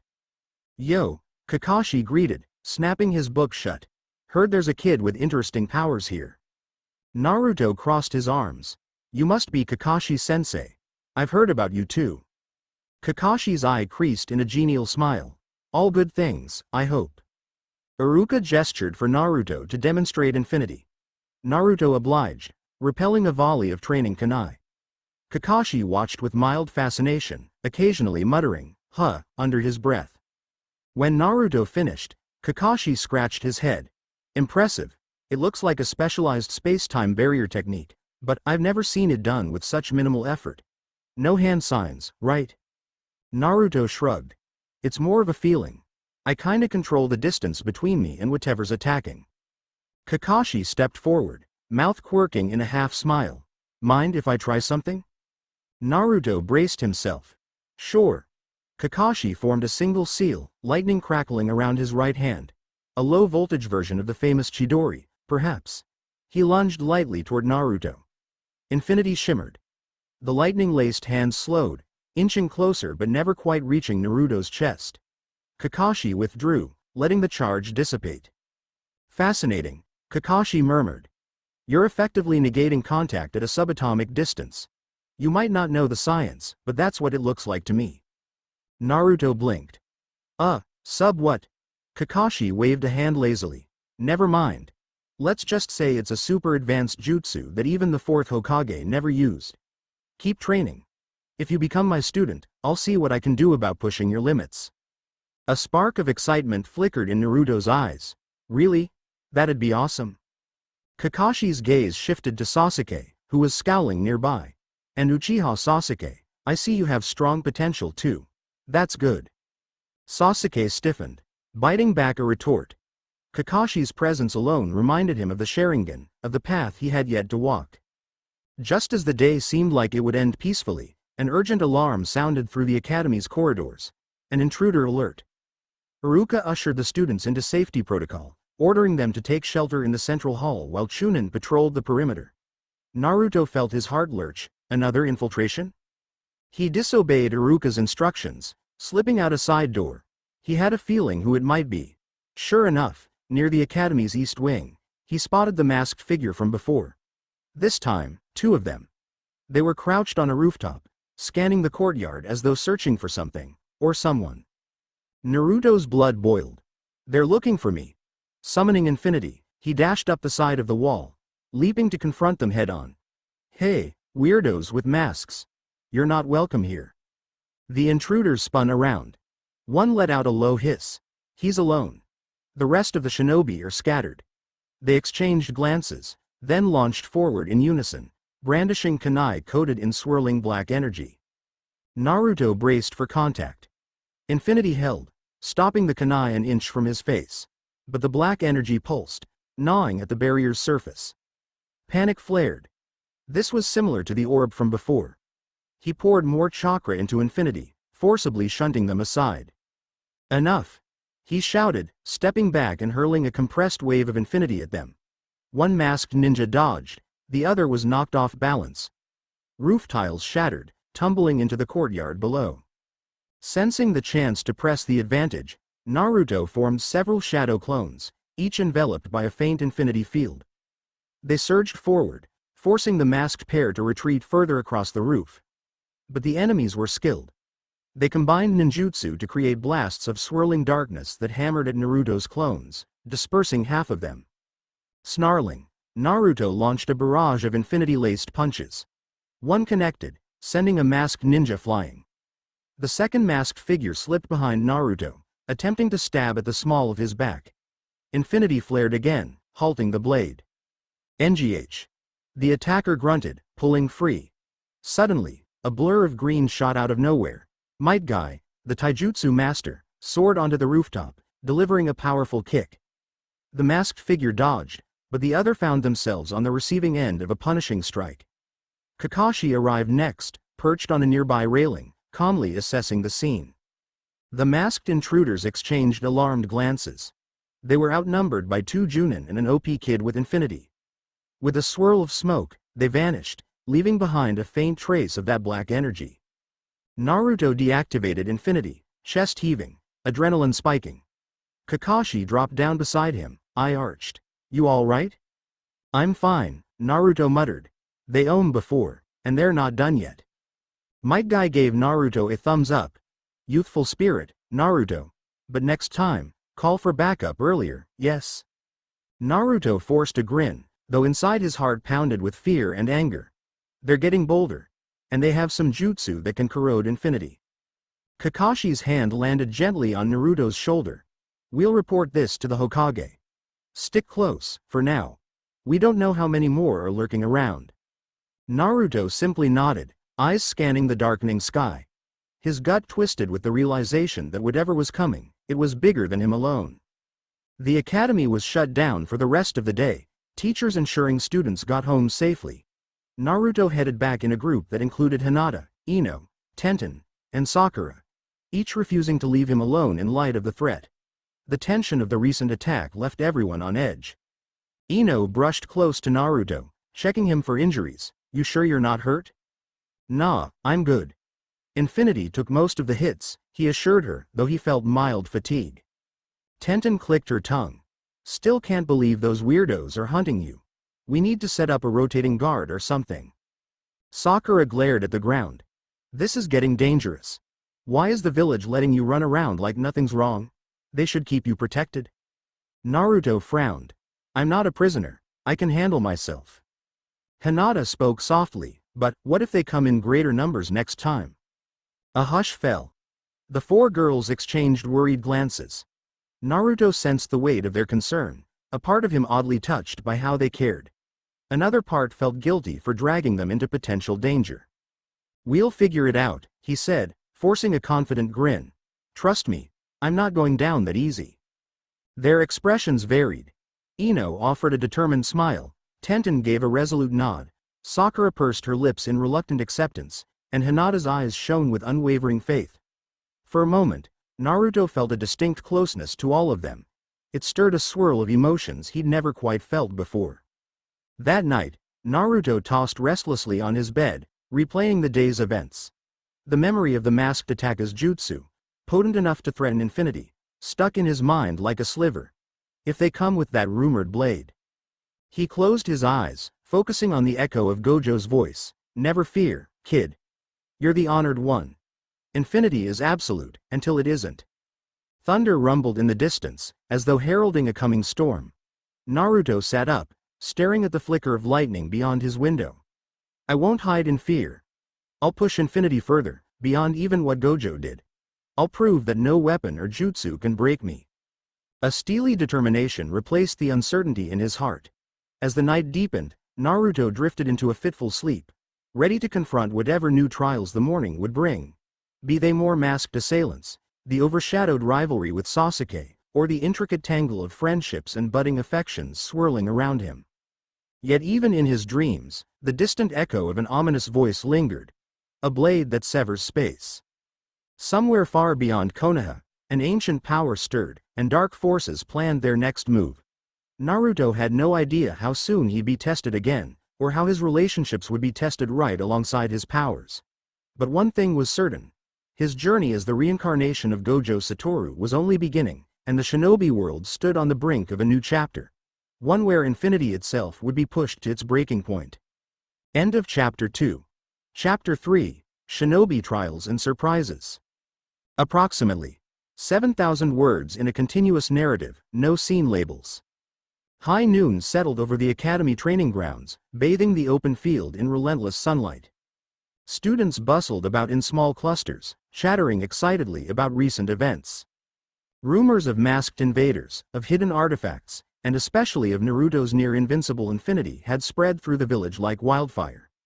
No one could recall a time when so much commotion brewed around an academy student. Yet there he was, Naruto Uzumaki, reincarnation of a mysterious white-haired sorcerer from another world. Lounging against a tree, arms folded behind his head, exuding a relaxed confidence that was at odds with the turmoil swirling around him.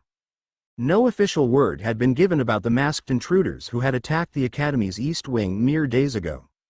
Many villagers believed it was simply a rogue bandit infiltration quickly shut down by the Junin, and that the matter ended there. But Naruto wasn't naive. He knew this was only the beginning. Standing on the boundary between normalcy and the unknown, he felt a spark of excitement stirring under his skin. If these assailants were truly after infinity, and the bizarre secret scrolls talk of a weapon that could nullify space, he couldn't afford to wait passively for them to strike again. He had to train, grow stronger, and piece together the puzzle of Gojo Satoru's memories. Iruka-sensei's voice boomed over the chatter, calling for everyone to assemble. He stood in the center of the training yard, flanked by a few Chunin assistants. All right, form up. We're doing a series of drills today, both group exercises and individual tests. I expect full focus. Let's go. A collective groan went up from some of the lazier students, but Naruto straightened, an uncharacteristic sense of resolve flickering through him. Sasuke Uchiha, off to one side, merely grunted and stepped forward with quiet determination. Sakura hesitated before moving closer, eyes straying to Naruto. Hinata lingered behind the crowd, glancing shyly in his direction. Ino arrived in a swirl of perfume, ponytail bouncing as she joined a gaggle of friends, though her gaze often wandered to see if Naruto was looking. And Tenten, who attended a different class block, had come to observe, arms folded with cool interest. Iruka raised a wooden clipboard. First up, group infiltration exercise. You'll be split into squads of 5. The objective is to sneak into the old storehouse and retrieve a practice scroll from a hidden compartment before being spotted by our proctors. Speed, stealth, and teamwork matter, understood? A ripple of excitement passed through the crowd. Infiltration exercises rarely happened at the academy level. That was typically genin territory. But the village elders had authorized more advanced scenarios, perhaps worried that real threats might be lurking sooner than usual. Rumors said the Hokage himself wanted these kids better prepared. Naruto found himself assigned to a group with Sakura, Hinata, Kiba, and Shino. Sasuke was in a separate group. Ino's face fell when she realized she wouldn't be paired with Naruto, while Tenten shook her head. She was just here to watch. The newly formed squad gathered near a tall fence that bordered the storehouse compound.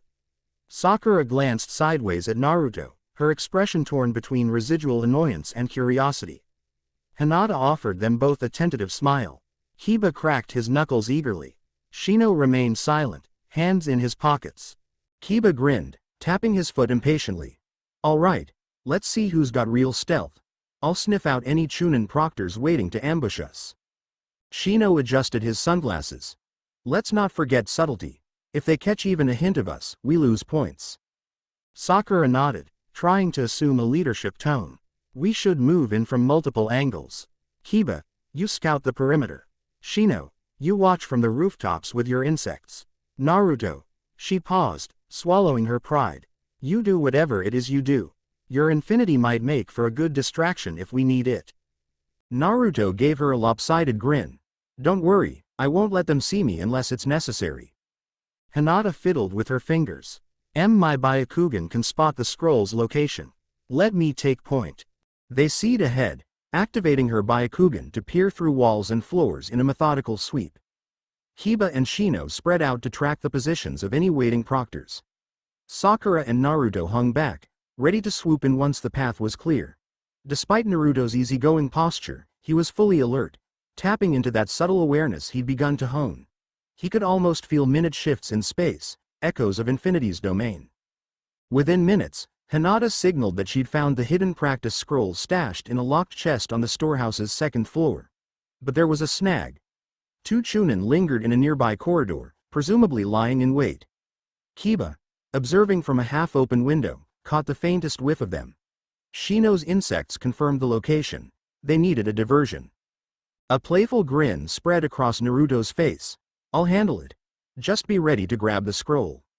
Sakura touched his sleeve as he passed, her eyes reflecting a mix of concern and grudging respect. Be careful, dummy. Then she looked away, cheeks flushing. She might never admit it publicly, but she was worried about him, both because of the enemies in the storehouse and the more sinister masked figures rumored to be lurking beyond the academy's walls. Naruto hopped onto a railing and slipped inside through a narrow window, silent as a cat.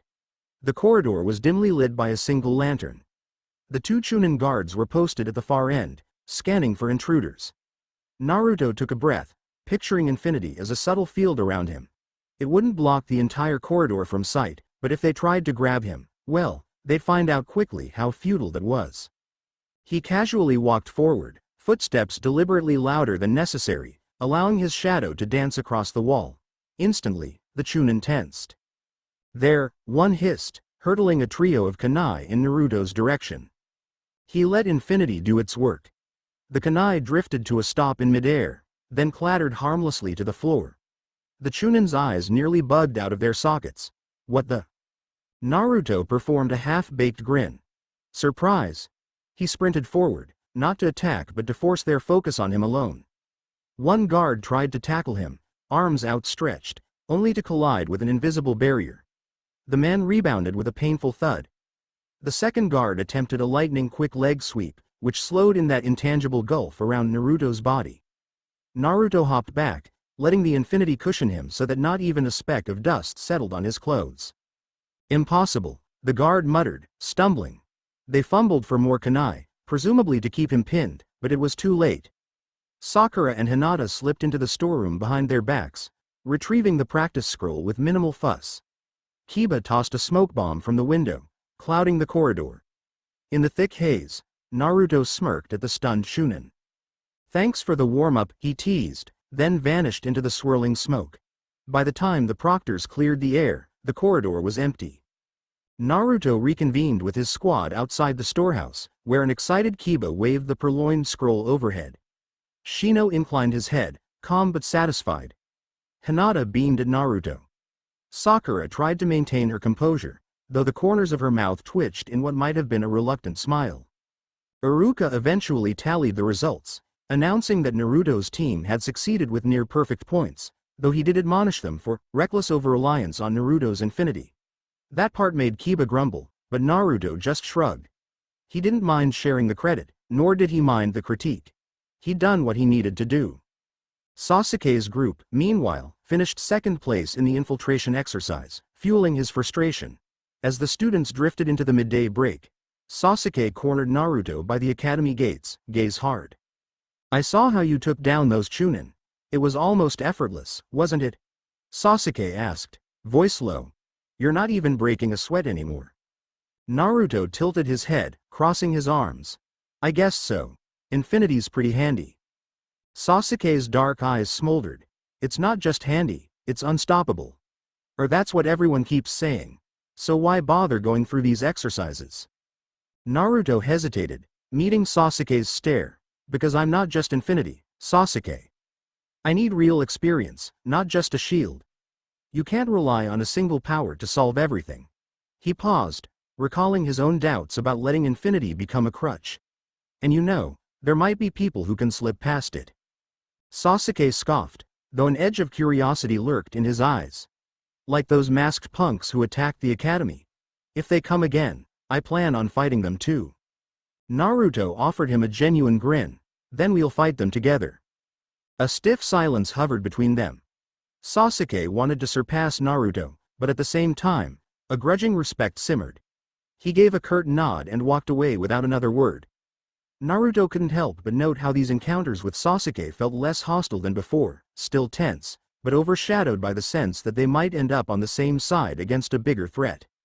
At lunch, Naruto found himself sitting under a large oak tree, with Hinata shyly handing him a boxed meal she'd prepared. Ino, who spotted them, marched over and plopped down too, insisting that Naruto try the pastries she had brought. Tenten drifted over, drawn by curiosity, and even Sakura approached, looking exasperated at the mini-crowd. As they all gathered unplanned, it struck Naruto that his once lonely lunches had turned into a gathering of potential admirers. Though he was still clueless about how to juggle their various gazes and subtle rivalries. In between bites of Hinata's carefully made onigiri and Ino's sweet buns, Tenten prompted Naruto for more details about Infinity. So, can it stop any weapon? Even those you don't see coming? Because I've been studying exotic ninja tools. Some are more conceptual than physical, like electromagnetic pulses or illusions attached to projectiles. Naruto wiped his mouth, considering. I'm still figuring that out. Sometimes Infinity acts on its own. If I'm fully focused, I can just feel where threats are coming from. But illusions are tricky. I guess if I don't see them, Infinity doesn't auto-activate. Sakura, arms crossed, retorted, so it's not perfect. Good to know. Maybe that means we can still knock you off your pedestal, Naruto. Ino rolled her eyes at Sakura. You're all talk, forehead. Didn't you see how he breezed past those Chunin? No illusions fooled him. Sakura glared. Sometimes illusions are more subtle. It's not always about big flashy genjutsu. Hinata interrupted gently. It might be that Naruto-kun's unusual chakra sensing allows him to detect illusions before they fully take hold. She blushed at how easily she slipped into complimenting him. Naruto gulped, feeling a wave of heat in the conversation. He tried to change the subject, but Tenten pinned him with a determined stare. If you want, I can try throwing some advanced illusions your way in training. My teammate, Neji, knows some Hyuga-based illusions. We might replicate them with your Infinity on. Sakura, Ino, and Hinata all bristled at Tenten's readiness to help. The subtle tension in their voices became more palpable. Naruto swallowed again. Harem dynamic. I can't even handle one conversation with them all at once, let alone. He decided not to dwell on that too hard, offering a quick laugh. That'd be cool. Thanks, Tenten. The lunch ended with a swirl of undercurrents. Naruto felt a tangle of gratitude, embarrassment, and an unspoken dread that things might get complicated sooner rather than later. By late afternoon, Iruka dismissed the class, but Naruto stayed behind to help put training gear away. He worked quietly, mind racing with thoughts about infinity-reddening masked figures, and the cryptic scroll referencing a weapon that could nullify space. He'd handed that scroll over to the Hokage, but so far, no breakthroughs had been announced. Soon, Iruka joined him. Naruto, about what happened earlier, you and your group did well, he said, stacking a set of practice kunai into a crate. I know you're itching for bigger challenges, but remember, it's not just about you anymore. Your classmates rely on you, too. Naruto paused, setting a target dummy upright. I get that, Iruka-sensei. But I also can't just sit around while those creeps plot something. I've got to stay one step ahead. Iruka gave a weary nod. I understand. Lord Hokage is working on it, and the Junin have increased security. Try not to do anything rash. Naruto offered a small grin, though in his heart he felt the tug of restlessness. Patience had never been his strong suit, especially not with Gojo Satoru's memories whispering that infinity was meant to be used aggressively, dominantly. Yeah, sure thing, he said. Thanks for looking out for me. That night, Naruto opted for an evening walk through the moonlit streets rather than heading straight home. He wove past the rows of closed shops, the hush of night air a stark contrast to the daytime bustle. Just when he was about to turn toward his apartment, a flicker of movement caught his eye on a nearby rooftop. A masked silhouette, perched in silent vigil. His heart stuttered. They're here, but he sensed no immediate hostility. Could it be an Enbu assigned by the Hokage for his protection? He decided to find out. In a burst of speed, Naruto leapt onto a low awning, then scrambled up to the roof. The figure was gone. He frowned, scanning the skyline. No sign of them now. Maybe it was an Enbu, or maybe it was the enemy's scout. The notion sent a chill down his spine. Over the next few days, the tension in Naruto's life only escalated. The academy exercises grew more advanced, culminating in mock missions that tested strategy, collaboration, and stealth. Naruto and Sasuke continued their rivalry, each pushing themselves harder in personal training.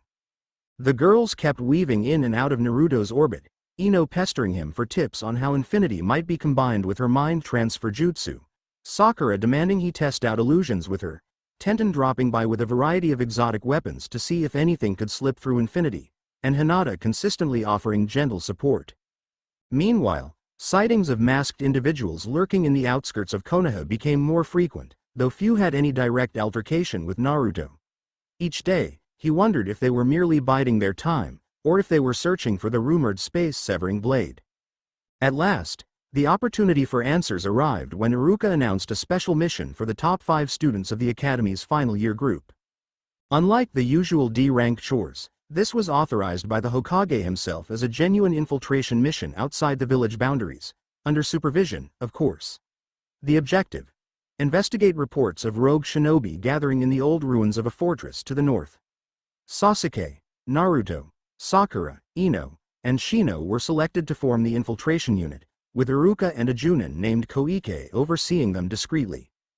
When Naruto heard about it, his pulse surged. This might be the best chance to discover if these rogues were connected to the masked enemies. And if not, at least it would give him some real-world experience using infinity in a stealth mission beyond Konoha's walls. They set out at dawn, traveling by foot along a dirt road that snaked through dense woods. Naruto could barely contain his excitement, chattering about possible booby traps and how infinity could neutralize them. Ino rolled her eyes but grinned. Sasuke trudged ahead, stoic and silent. Sakura wore a mixture of determination and nerves. Shino quietly observed everything from behind his dark glasses. Iruka and Koike led them, though they kept some distance to allow the students a chance to operate on their own. The old fortress loomed in a remote valley, its crumbling walls half swallowed by vines and moss. A midday sun lit the clearing around it, but the entire place exuded a lonely menace. Broken archways and collapsed towers suggested it had been abandoned for decades. Koike, a tall, broad-shouldered Junin with a scar across his left brow, gathered them in a huddle behind a patch of brambles. All right, kids. Intel suggests a group of rogue shinobi, ex-missing nin or mercenaries, have turned this fortress into a temporary hideout. We don't know their exact numbers. You're to infiltrate, gauge their strength, and retrieve any relevant documents if possible.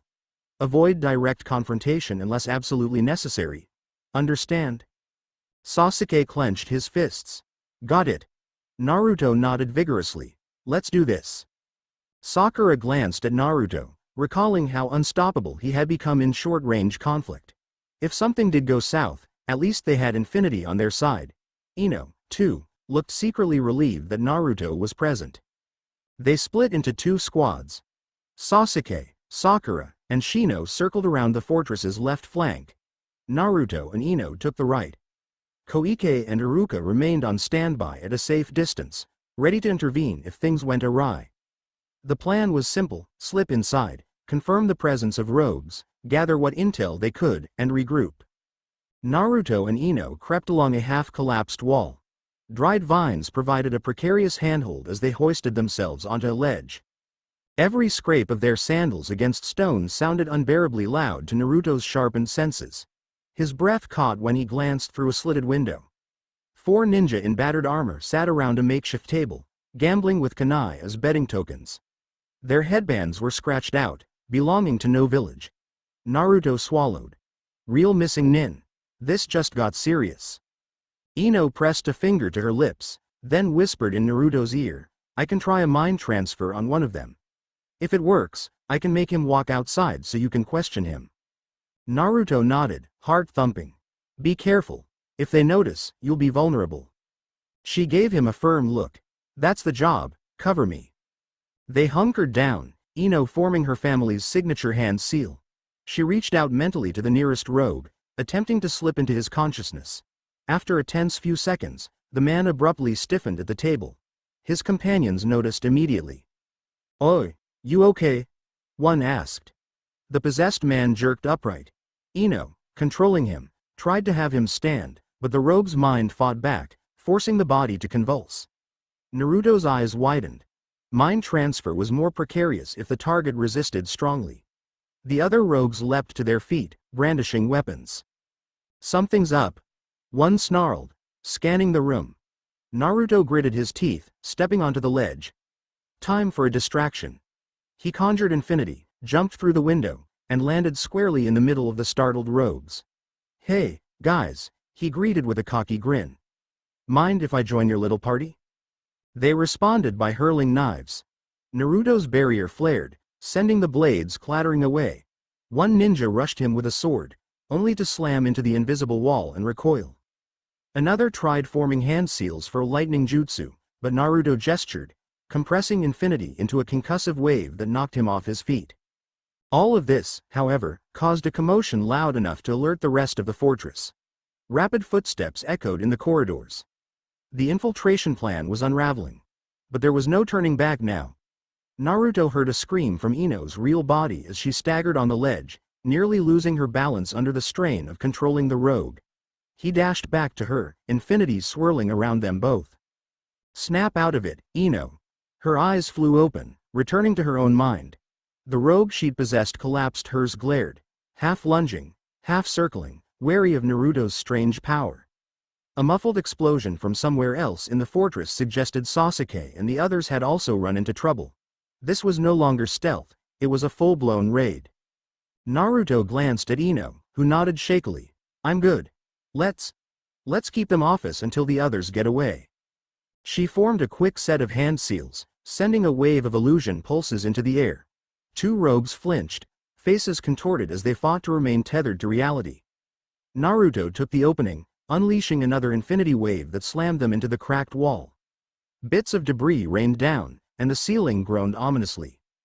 Before Naruto could celebrate, 3 more rogue shinobi poured in from the corridor, one brandishing a broadsword that crackled with elemental energy.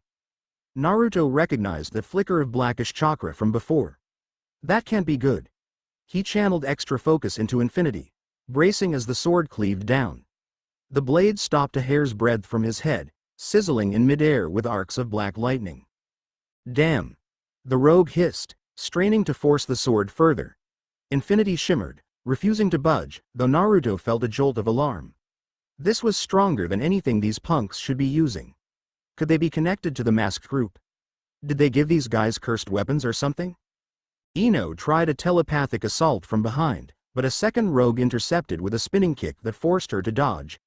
Meanwhile, the sword wielder pressed in, eyes wild. "What kind of jutsu is that? Why can't I?" Naruto's eyes narrowed, adrenaline surging. "You picked a bad day to provoke me." He clenched his fist, shaping infinity into a tight sphere around the rogue's arms. The black lightning guttered, the sword's momentum halted. Naruto pivoted, releasing a burst of compressed air. The rogue flew back into the corridor, colliding with the stone floor in a dazed heap. Ino's illusions finished off the other 2. They slumped against the wall, half-conscious, drooling as their minds reeled from mental shock. She panted, wiping sweat from her brow. "We gotta regroup with the others. They might be surrounded." Naruto nodded, leading the way. Infinity flickered around them in an almost protective aura. Stay close. If they try more of that weird black chakra stuff, we'll handle it together. They raced through the labyrinthine corridors, stepping over debris, past the occasional unconscious rogue. Several corners later, they found a large open chamber strewn with crates. Sasuke stood in the middle of the floor, breathing heavily. At his feet lay two downed enemies, smoke rising from scorch marks on the ground. Sakura knelt nearby, holding Shino's arm. The bug user had apparently taken a glancing blow to the shoulder, but still looked stoic behind his shades. Sasuke glared at them. What happened to infiltration? He muttered. Naruto flashed him a rueful grin. Things got complicated, you guys okay? Sakura gritted her teeth. Shino's hurt, but not too badly. We found some documents that might point to a bigger smuggling operation. They were shipping weird weapons out of here. Sasuke burned a few crates. Shino's voice rasped. These shinobi appear to be testing new types of tool enhancement, possibly from external suppliers. Naruto remembered the black lightning sword. That's exactly what we saw. One guy's sword nearly broke infinity. Sasuke's eyes widened fractionally, but he said nothing. He simply scowled at the unconscious rogues. Sakura, though, pressed Naruto. Broke infinity? Are you serious? Naruto shook his head, exhaling. It didn't break it, but it got close, closer than it should have. Another thunderous crash rumbled from deeper in the fortress. Koike and Iruka must have engaged the main force of rogues. The entire building quaked. Dust rained from the rafters. We have to get out of here, Sasuke snapped. The place could collapse. Sakura stood, helping Shino to his feet. Naruto and Ino nodded, and the five of them ran for the nearest exit. Battles echoed in distant corridors, unseen jutsus clashing, metal scraping. Several times they had to sidestep fleeing mercenaries. When they finally burst out into the sunlight of the courtyard, they found Koike and Iruka waiting at the main gate. The Junin had subdued at least half a dozen missing nin, hogtying them near some fallen rubble. Koike jerked his head. Mission accomplished. We've got their ringleader in custody, the rest are scattering. Iruka rushed to the students. You're all safe? Good. We're pulling out before the fortress caves in. Relief flooded Naruto as they hurried away from the ruined stronghold, which groaned under the strain of internal damage. Once at a safe distance, they regrouped in a wooded clearing to assess injuries. Beyond a bruise and Shino's minor wound, they were fine. Koike congratulated them, praising their quick thinking under pressure. Still, Naruto's mind burned with questions about that black lightning sword. He asked Koike and Iruka if they had seen any unusual weapons. Koike scratched his scarred brow. We saw something like that. One of the rogues tried to cut through Iruka's earth wall with a weird blade that left scorch marks. We confiscated it. Iruka added, we suspect outside suppliers. Possibly a bigger criminal network. We'll find out more once we interrogate the captives. Naruto exchanged glances with Sasuke. A silent understanding passed between them. These rogue shinobi were merely pawns in a greater scheme. The masked figures might be part of that scheme, funneling exotic or cursed weapons to potential allies. If they managed to replicate an artifact that nullified infinity, the consequences could be dire. On the return journey to Konoha, tension in the group simmered with a mixture of relief and unease. Ino fussed over Shino's injury, while Sakura walked a bit ahead, lost in thought. Sasuke remained silent as usual, though his eyes flicked to Naruto from time to time as if searching for some sign of weakness. Naruto, for his part, took up the rear, scanning the surrounding woods with renewed vigilance. Every rustle of leaves or snap of a twig made him wonder if the masked watchers were trailing them again. They arrived at the village gates by sunset, welcomed by the watchful gaze of the guards. Once inside, Koike took the group straight to the Hokage Tower to make their preliminary report. The third Hokage sat behind his desk, pipe in hand, absorbing every detail with a grave expression. When Koike presented the confiscated black lightning sword, the Hokage's face grew even more serious. I see, Sarutobi said quietly. He turned the sword over, examining the crackling aura that still danced along its surface. This chakra infusement isn't standard. It looks artificially manipulated. Someone is playing with forbidden techniques. Naruto, you said it almost broke through infinity? Naruto nodded. Yeah. It felt different, like it was warping the space around the blade. Or at least trying to. Sarutobi placed the sword aside. We'll investigate further. For now, well done, everyone. You've shown courage beyond typical academy students. Dismissed. As the group trickled out, Naruto lingered, glancing back at the Hokage's desk. The old man caught his eye. Naruto, stay for a moment. Once the others were gone, Sarutobi folded his hands. You're worried about the masked figures, aren't you? You suspect they might be behind these weapons. Naruto breathed out a tense sigh. I can't help it. This can't be a coincidence. Agreed, the Hokage said. We found no direct evidence linking the fortress rogues to the masked group, but the pattern is troubling. The masked intruders at the academy carried a similar dark chakra. For now, be cautious. Focus on your training, and remember you don't face these threats alone. Naruto swallowed. Alki mustered a grin and headed out, stomach flipping with unresolved unease.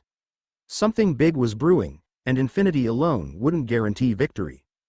Despite the heaviness hanging over him, Naruto found a small spark of contentment that evening. Word of the mission's success spread quickly among his peers. Walking through the village on his way home, he was met not with the usual scorn or apathy, but with nods of acknowledgement, even a few words of praise. A handful of villagers who recognized him as the Nine Tails host now viewed him in a different light, if only a little. He returned to his apartment, half expecting to be ambushed by anxious friends. Instead, he was greeted by silence. The day's events had clearly worn everyone out. He rummaged for instant ramen, gulped it down, and then slumped onto his bed, mind swirling with half-formed thoughts. The memory of that black lightning sword haunted him, along with echoes of Gojo Satoru's bravado in his dreams. Infinity can handle anything, unless the enemy has the right trick up their sleeve. Sleep drifted in slowly. He found himself floating through dreamscapes again, images of Gojo Satoru battling monstrous creatures in a modern city of skyscrapers, each blow annihilating curses with ease. Then a flicker. A monstrous curse brandishing a glowing blade, slicing at the very fabric of space, forcing Gojo onto the defensive. The dream shattered, and Naruto awoke with a start, heart pounding. Dawn's first light seeped through his window. In the days that followed, the tension never relented. Naruto threw himself into training, determined to refine infinity to the point that no cursed blade or black chakra technique could slip through. Tenten tested him with a barrage of new weapons every afternoon. Ino tried her illusions and mental infiltration strategies, pushing Naruto's concentration. Hinata used her Byakugan to monitor his chakra flow and offer insights on when infinity flickered. Sakura practiced illusions with him at odd times, though her interactions were laced with a reluctant tension that Naruto didn't fully grasp. Meanwhile, Sasuke continued his solo training spree, all but setting the practice dummies ablaze daily. On one such afternoon, Naruto and Tenten were locked in an intense spar atop the training field. Tenten unleashed a tri-pronged chain whip that slashed at Naruto from 3 directions. Infinity held, but Naruto's concentration wavered as he tried to simultaneously prepare a jutsu of his own. One section of chain grazed his shoulder. He hissed in surprise, feeling the sting. He quickly realigned infinity, repelling the chain. Tenten landed a short distance away, panting, eyes wide. I can't believe I actually nicked you. You okay? Naruto inspected the tiny tear in his jacket, a faint red line across his skin. I'm fine. You got me because I let infinity slip for a second.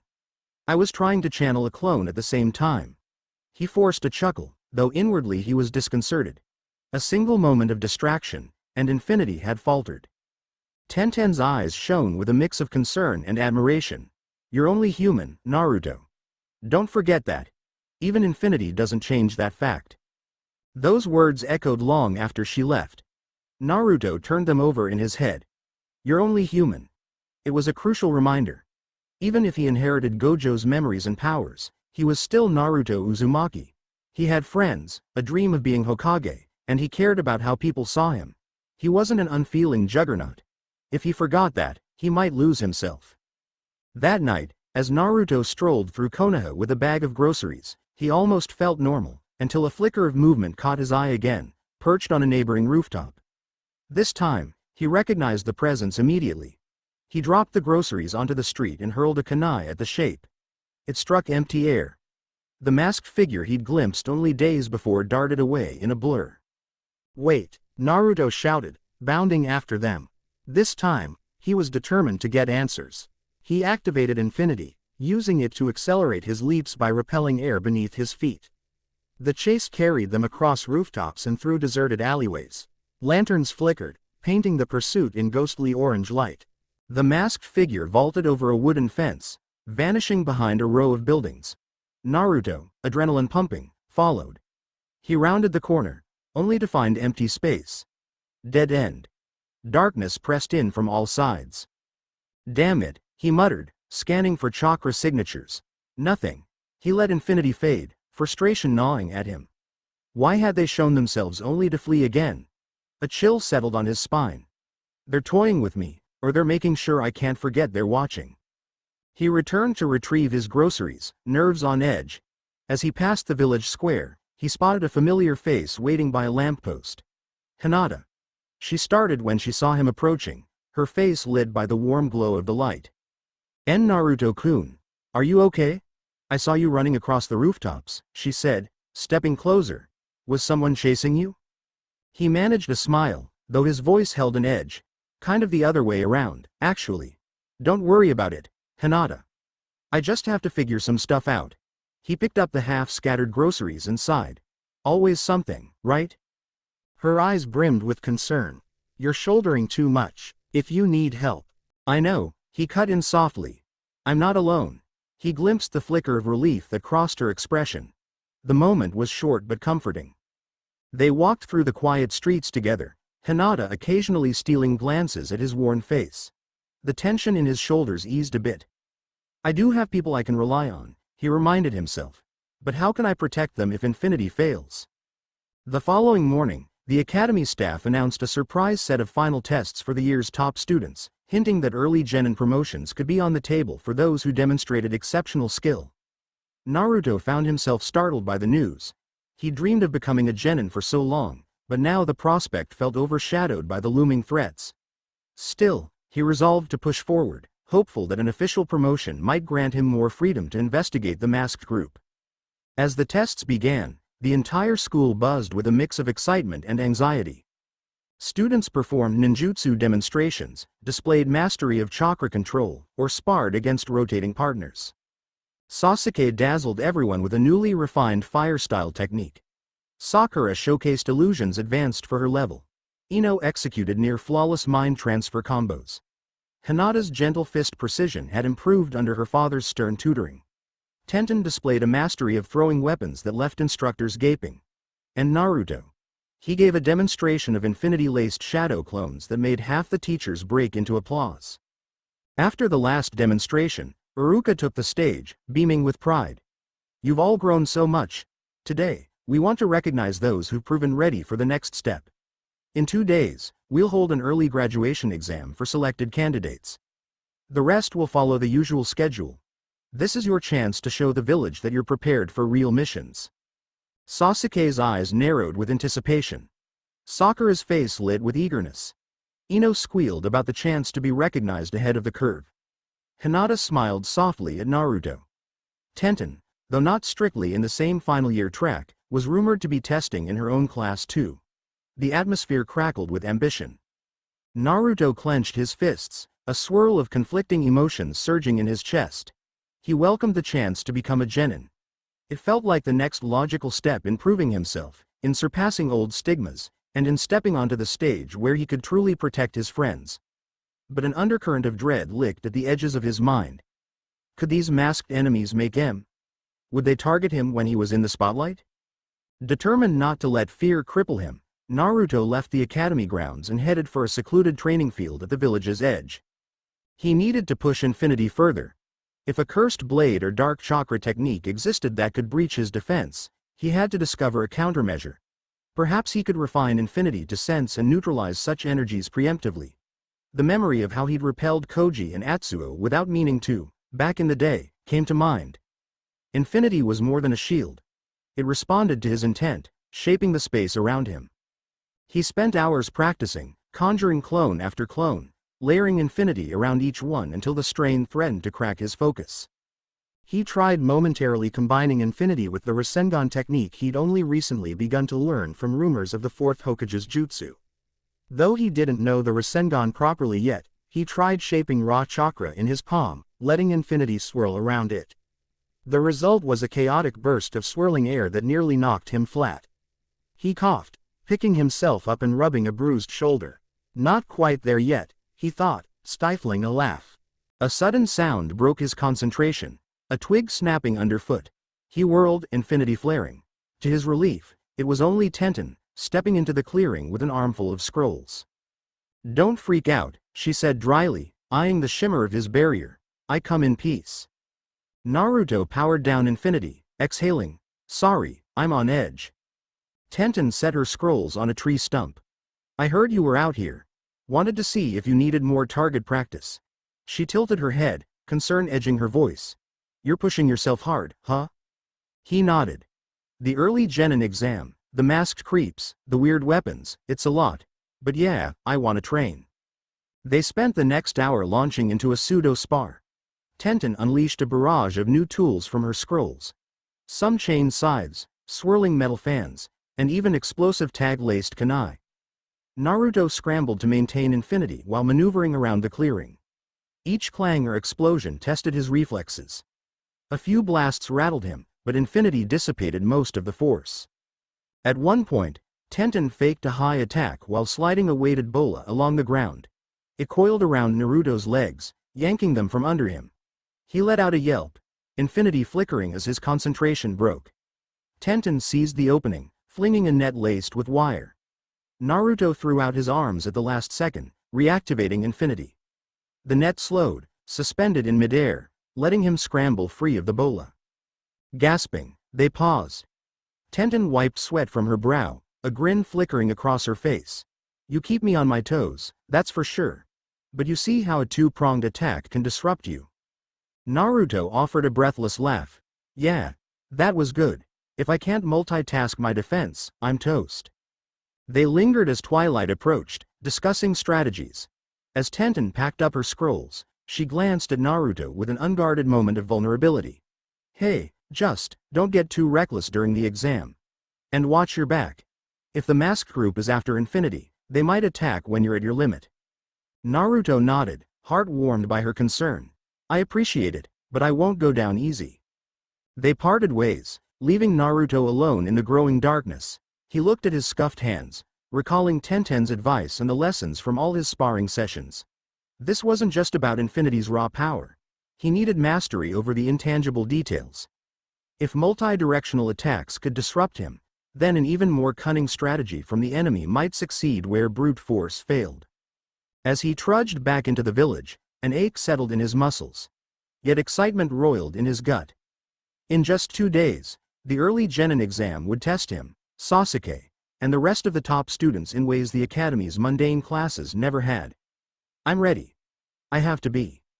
After a night of uneasy dreaming, Gojo's voice mixing with faint nightmares about black chakra swords, Naruto awoke with renewed resolve. He spent the final day before the exam refining smaller aspects of Infinity, like controlling it to deflect mild illusions or quietly repel thrown stones from behind without turning his head.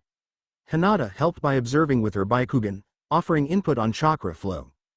Ino swung by for a last-minute mind link test. Sakura and Sasuke kept their distance, each preparing in their own way.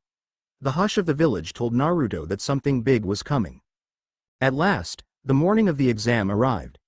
Naruto joined the crowd of hopeful students outside the academy, each wearing determined or anxious faces.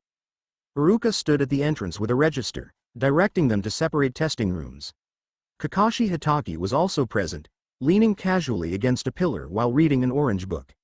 He peered over the pages to watch Naruto, Sasuke, and the others file by, that single visible eye crinkling in a mysterious smile.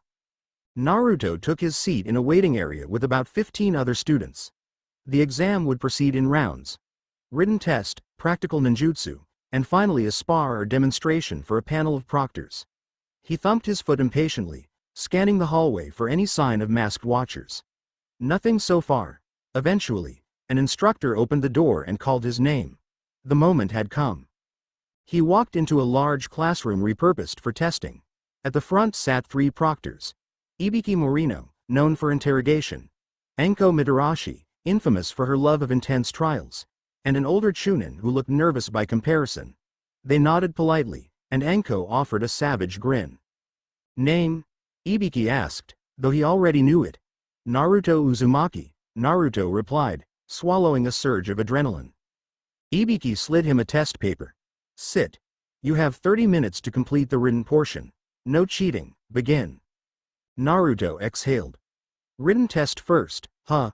He took a seat and scanned the questions, some dealing with chakra theory, tactics, and even village history.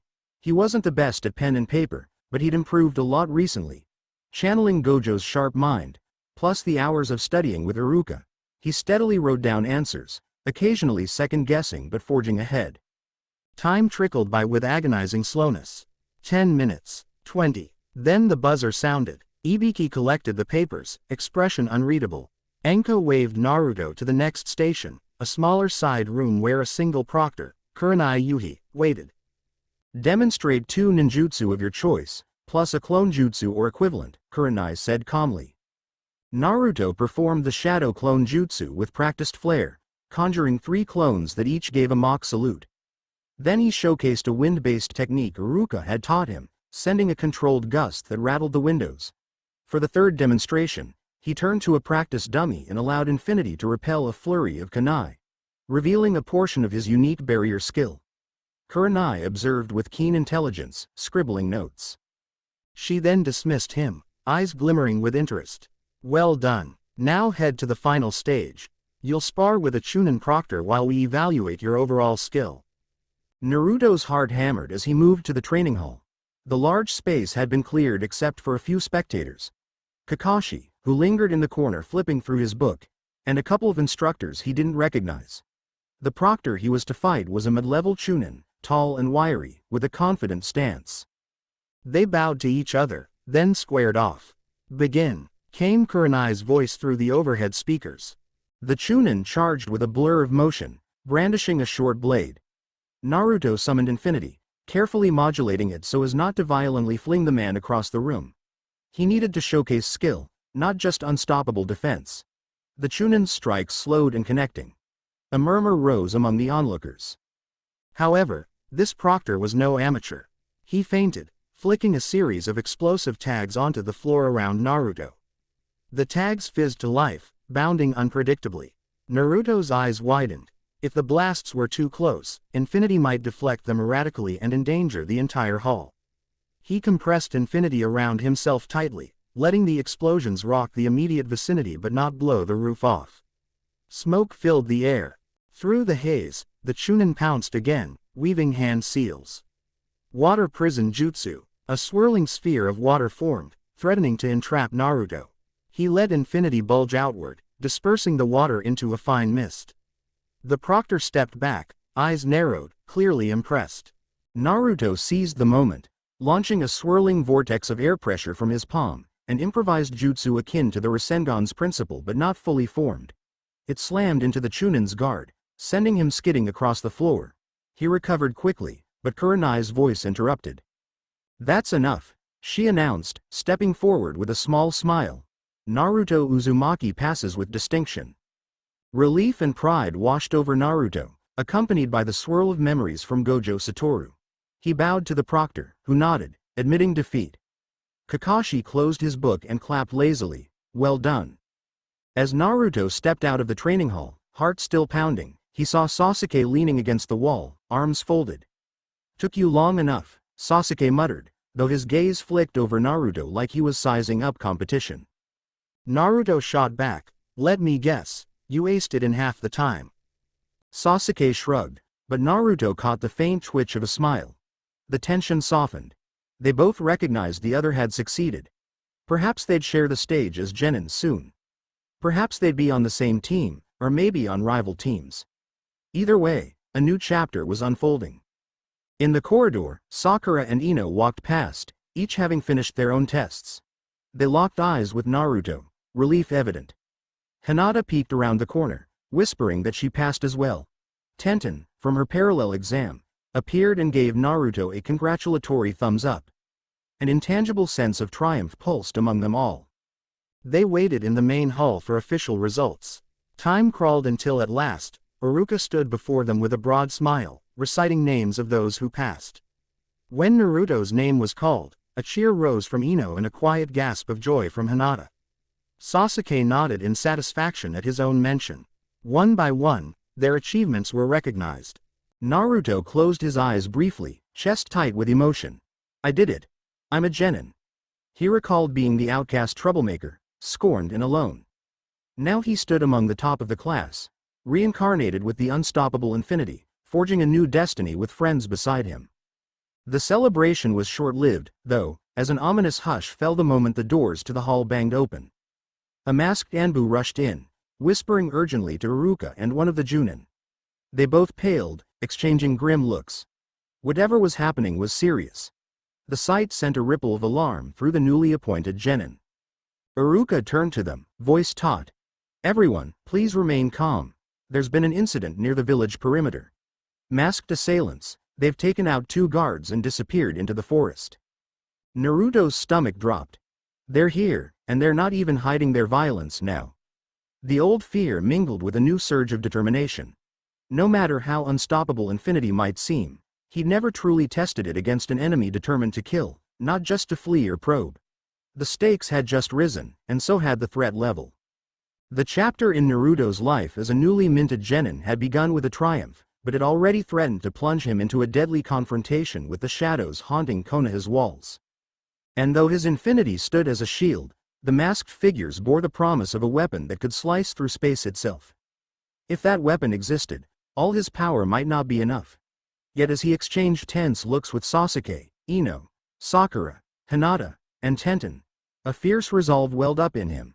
He would fight, protect, and transcend every limit.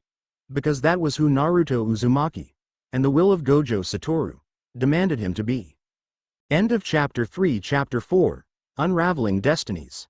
The day after the masked assailants attacked the village perimeter, tension coiled through Konoha like a snake ready to strike.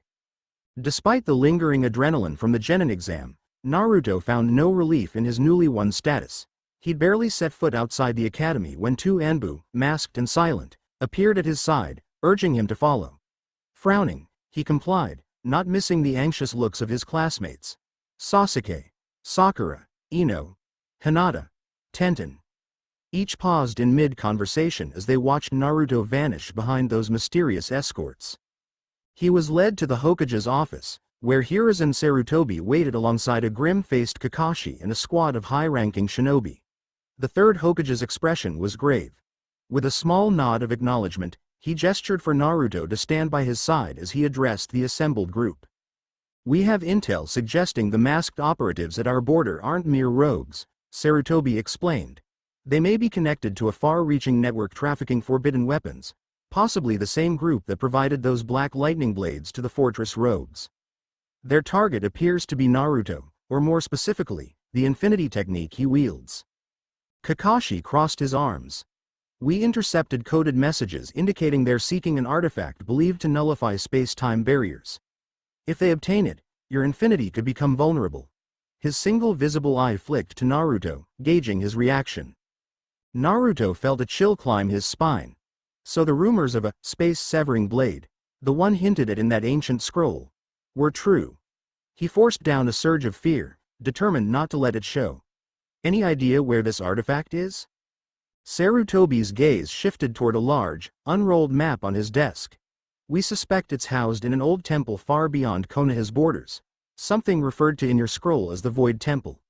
Its exact location remains unclear, but there have been sightings of unusual shinobi activity in the southeastern forests near the river country. We can't ignore the possibility that this group is heading there to retrieve the blade. A hush settled over the room. Naruto clenched his fists. The memory of black lightning crackling against infinity at the fortress still haunted him. If an even deadlier weapon existed, one that could literally cut through his barrier, the stakes were higher than ever. Sarutobi turned his attention to Kakashi. As of today, Naruto Uzumaki is a genin. Normally, a newly promoted genin would join a 3-man squad with a Junin sensei, but these aren't normal circumstances. I'm assigning a special operation. Kakashi, You'll lead a select team to investigate this threat and ensure no one acquires that artifact. Kakashi's brow lifted. Understood. Who's on the team? Before Sarutobi could respond, Naruto's voice rang out, laced with determination. I'm coming, right? He glanced at the third Hokage. No point leaving me behind if the enemy's after me anyway. Sarutobi inhaled, as if preparing to deliver a lecture, but he saw the resolve burning in Naruto's eyes, reminiscent of the fourth Hokage's unwavering spirit. Slowly, he inclined his head. Very well. Naruto will join Kakashi. I'm also granting special clearance for certain genin or academy standouts you trust, provided they volunteer and show readiness. Naruto's eyes widened in relief. He thought about Sasuke, Sakura, Ino, Hinata, Tenten. Any of them might help. But he also worried about dragging friends into mortal danger. Kakashi gave him him to choose carefully. Once the meeting ended, Naruto left the Hokage Tower with a swarm of conflicting emotions. Out in the village streets, his mind spun. If infinity alone couldn't guarantee victory, he needed allies he could trust. Yet how could he ask them to risk their lives? The memory of masked figures slicing through unsuspecting guards made him swallow hard. He found a quiet corner near the academy courtyard, sliding down against the wall, trying to collect his thoughts. That was when he sensed a presence.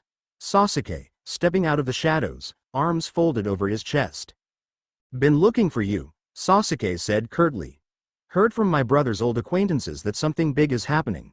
You're involved, aren't you? Naruto exhaled, half smiling at Sasuke's blunt approach. Yeah. The Hokage wants me on a mission with Kakashi. Some cult or network is after a relic that can cut through infinity. I might have to leave the village soon. Sasuke's dark eyes narrowed. So, you're chasing them instead of waiting for them to come after you. Smart. But you'll need backup. Naruto studied him.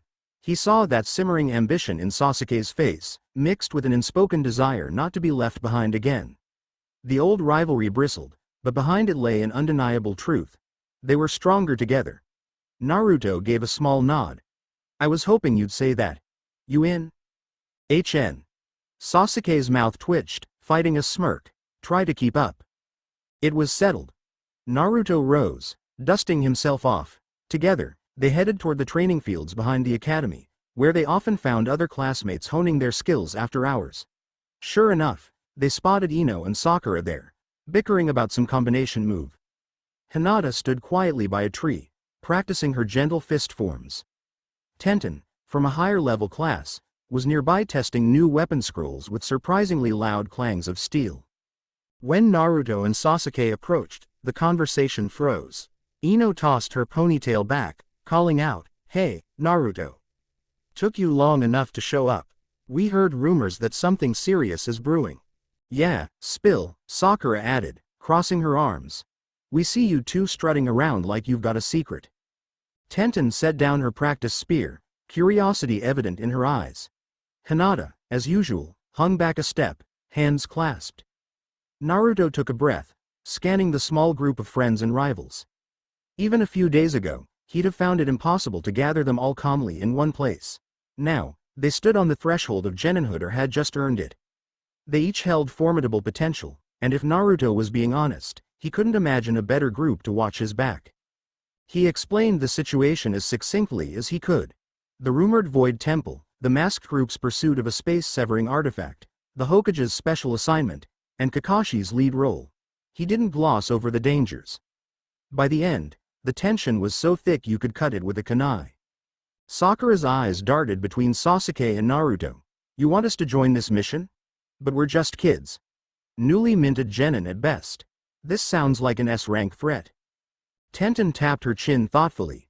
If the Hokage authorized it, it must be possible, but still, we'll be stepping into a war zone. Ino quirked an eyebrow, lips curving into a determined grin. Like I'm gonna miss a chance to show those creeps what the Yamanaka clan can do. Count me in. Sasuke stared at Tenten and Sakura as if challenging them to say no, nobody's forcing you, but we might not get another shot. If that relic falls into enemy hands, even infinity could be neutralized. And after that, what's to stop them from attacking the village? Hinata's voice, soft but steady, broke the awkward silence. I don't want to stand aside and watch Naruto-kun face this danger alone. I'll go. The sincerity in her words dissolved the last of the group's doubt. Tenten exchanged a look with Naruto and offered a firm nod. If you'll have me, I'm in. I owe you for all the help testing Infinity's weaknesses, remember? Sakura exhaled, resignation blending with determination in her eyes. Fine. Let's do it. I might not be as strong as you guys, but I can handle illusions and medical basics. You'll need that if things go south. A grin broke across Naruto's face.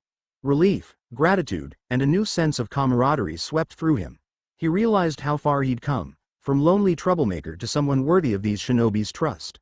All right, he said, trying not to sound too emotional, then let's get going. We need to find Kakashi and finalize the team formation. They headed for a nearby administrative building, where they learned Kakashi was waiting. The Junin was perched on a wooden railing outside an office, reading his ever-present orange book. He glanced up lazily as the group approached, but his tone held a subtle warmth. Quite a crowd you've assembled, Naruto. Naruto quickly introduced everyone. Kakashi studied them with a calculating eye, Sasuke's unwavering stance, Sakura's slight tension, Ino's bright impatience, Hinata's gentle resolve, Tenten's quiet confidence. He gave a little nod. I see. Well, the Hokage did say you could bring a small contingent. This might be more than we anticipated, but if you work together, it might just give us the edge we need. Follow me inside, we'll debrief in detail. They crammed into a modest briefing room.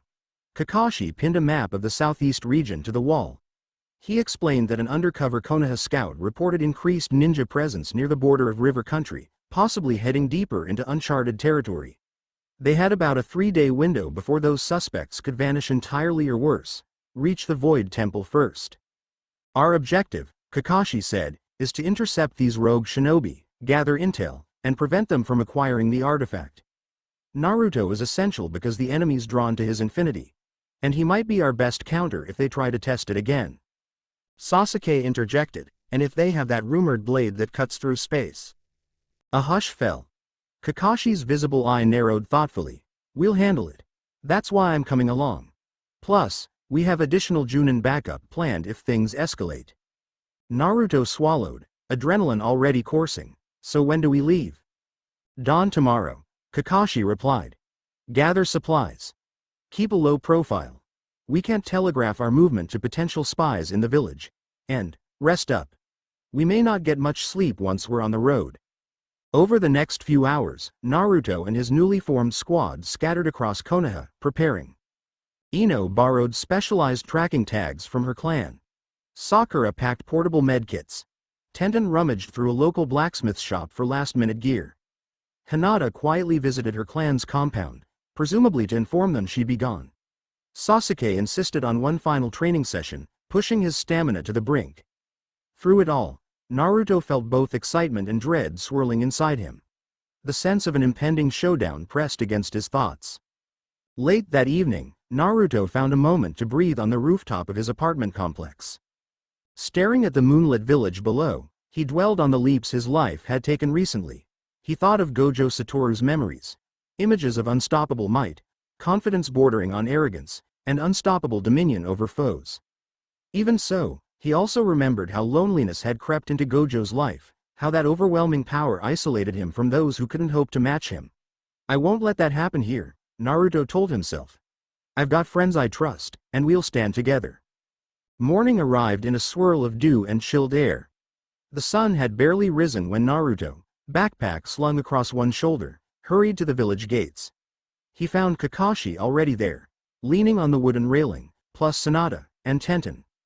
To Naruto's surprise, even Iruka and the third Hokage appeared for a brief send-off, though the old man seemed weighed down by the gravity of the mission. Sarutobi gave Naruto a paternal smile. Be cautious. Don't let pride overshadow teamwork. A chain is only as strong as its weakest link. Yes, Lord Hokage, Naruto answered. Nearby, Hinata gave him a supportive nod. Ino quietly vowed to show the world what she was made of, while Tenten fiddled with a fresh scroll, anticipation bright in her eyes. Sakura looked nervous but determined. Sasuke stared off into the distance, as if imaging the battles ahead. Kakashi slipped his book into a pouch. All right, Let's go. We have a long journey, and I'm sure we'll find plenty of surprises. They set out in a tight formation, bounding through the forest paths that led southeast. For a while, conversation was minimal. Everyone focused on scanning the surroundings for signs of pursuit or hidden watchers. Kakashi guided them with the smooth efficiency of a veteran shinobi, occasionally pausing to show them a less traveled route or to hush them while he used ninja hounds to check for any suspicious scents. By midday, they were deep in the wooded regions beyond Fire Country's usual patrol lines. Sunlight filtered through tall evergreens, and the air took on a crisp, untamed quality. During a short rest break, Ino gently pressed a palm to a tree trunk, explaining to Naruto that she was sending out a mental pulse to detect possible ambushers. A flicker of admiration shone in his eyes. He'd never realized how versatile her clan's techniques were outside of direct mind control. Soon, the group trudged on, crossing a shallow river. Hinata activated her Byakugan intermittently, scanning for hostile chakra signatures. Tenten occasionally tested the wind's direction to guess if any tracker might be downwind of them. Sakura helped Kakashi chart an efficient route on a worn-out map, her academic prowess shining in geographical knowledge. Sasuke remained stoically near the front, eyes sharp. If he spoke little, it was because he was always watching, never letting his guard down. Finally, just before sunset, they spotted signs of disturbance: broken branches, footprints half-washed in the muddy ground, and scraps of cloth snagged on bushes. Kakashi signaled for silence, crouching low to examine a torn shred of fabric. After a tense minute, he motioned them to gather around. "Several shinobi passed through here recently, heading toward that ridge," he whispered, pointing. "We'll follow carefully. If we engage, keep the formation tight." Their pulses quickened as they ascended the ridge, weaving through rocky outcrops. At the top, they peered down into a broad, mist-shrouded valley, the terrain jagged and dotted with gnarled trees. Near the center rose a dilapidated stone structure, a temple or shrine half swallowed by vines, exactly the kind of place ancient relics might be hidden. Naruto's heart thudded. Could this be the Void Temple? Sasuke tested the wind. "I see faint lights moving around the temple entrance." Kakashi nodded, activating his Sharingan briefly to confirm. At least a dozen chakra signatures down there. Possibly more inside. A swirl of conflicting emotions pressed on Naruto. He glanced at Ino, Tenten, Sakura, and Hinata. They each looked worried but resolute. This was exactly what they'd signed up for. Turning to Kakashi, Naruto whispered, "We going in?" Kakashi observed the temple for a moment longer. "We can't risk letting them vanish with that artifact. If it's here, let's move, quietly." They descended into the valley, hugging the shadows. Darkness fell swiftly, the moon hidden behind drifting clouds. As they drew closer to the temple, they could discern masked figures patrolling the perimeter, similar style to the intruders at Konoha's gate. Tension rippled through Naruto's body. The time for confrontation was near. Kakashi formed subtle hand signals. "Divide into pairs, neutralize perimeter guards quickly and silently." Everyone nodded. Sasuke paired with Sakura, Tenten with Hinata, and Naruto with Ino, while Kakashi scouted the far side. They fanned out, each pair stalking a different guard. Naruto's heart hammered as he and Ino slipped behind a crumbling stone pillar. A masked guard ambled by, scanning the darkness with a kunai at the ready. Ino pressed her back against the stone, waiting for the right moment. The second the guard turned away, Naruto sprang forward, infinity ready. The guard noticed too late. He slashed at Naruto, but the blade skittered off the invisible barrier as Naruto seized the man's wrist. Ino followed up with a swift incapacitating mind pulse, causing the guard to slump. She covered his mouth to stifle any outcry. One down. Around the temple perimeter, slight flashes of movement told Naruto the others were also disabling guards. He saw Tenten fling a small weighted chain around a masked figure, who crashed silently into a dead log. Hinata delivered a gentle fist strike to another, swiftly cutting off his chakra. Sasuke and Sakura cornered two guards near a mossy archway. Sasuke's speed pinned one, while Sakura unleashed a precise genjutsu that made the other stand rigid in a daze before dropping unconscious. In under a minute, they cleared the perimeter. Kakashi regrouped with them by the temple's worn front steps. "Good work. Let's see what they're up to inside." Without further delay, they slipped into the temple. The interior corridors were lit by flickering torches, revealing cracked stone walls etched with strange symbols. Ahead, hushed voices echoed. A cluster of ninja engaged in some kind of ritual or search. Naruto's senses prickled. Infinity stirred just beneath his skin, anticipating conflict. Creeping closer, they peered into a vast central chamber. There, multiple masked shinobi circled a raised stone platform. Lying upon it, half buried in dust, was a sword unlike anything Naruto had ever seen. Its hilt glowed with a faint violet light, and its blade shimmered, as if bending the space around it. The air near the sword rippled, reminiscent of Infinity's effect but inverted. Where Infinity repelled, this blade seemed to draw matter inward. Naruto swallowed hard. This must be it, the space-severing artifact. One of the masked ninja reached for the sword. A swirl of black chakra coalesced around his arm, trying to link with the weapon. The man's voice rasped, "At last, once we harness this, even that brat's Infinity will be worthless." Naruto's blood chilled. The moment had arrived. Without waiting for a signal, he and Sasuke exchanged a glance. Kakashi gave a faint nod. They launched into action, bursting out from behind ancient pillars. The masked shinobi barely had time to shout in alarm. "Go!" Kakashi barked, summoning a swirl of lightning around his hand, a toned-down form of Chidori. He slammed into the nearest enemy, forcing them away from the altar. Tenten unleashed a hail of kunai, pinning two masked figures to a corner wall. Ino darted forward, attempting to snatch the sword telepathically, but a swirl of dark chakra blocked her mind link. Naruto advanced, Infinity blazing. He knocked aside a masked fighter who tried to cut him with a short blade. Another hurled jutsu blasts that fizzled upon contact with the barrier. Yet in the midst of the battle, Naruto felt a nauseating tug near the altar. The artifact's aura twisted space in a way that clashed with Infinity's domain. For a split second, he staggered, the intangible barrier around him flickering. "Focus," he scolded himself, reinforcing Infinity. But the sword was definitely messing with his control. Sasuke engaged three ninja at once, weaving through their attacks with lethal grace, eyes cold. Sakura provided backup, illusions blinking in and out, forcing the enemies to flinch at ghostly images while Sasuke struck from blind angles. Hinata glided into a scuffle with two nin who tried flanking Kakashi, her gentle fist decimating their ISP strikes. From the corner of his eye, Naruto saw a tall masked figure with an ornate headdress slip around the altar, reaching for the sword. He moved to intercept, Infinity shimmering, but the masked figure unleashed a torrent of black chakra shaped like a lance. It slammed against Naruto's barrier, forcing him back. He gritted his teeth, sweat beading on his brow. The black lance probed Infinity for a weak point, prying at the intangible field. "Give it up," Naruto growled, pushing forward with a swirl of Infinity that tore chunks of stone from the ground. The masked figure skidded backward, gasping. Sensing an opening, Naruto lunged, prepared to knock them out. A thunderous blast rattled the chamber. Another masked shinobi, apparently a leader, invoked a complicated jutsu that caused the walls to tremble. Cracks ran up the columns, and rubble began collapsing from the ceiling.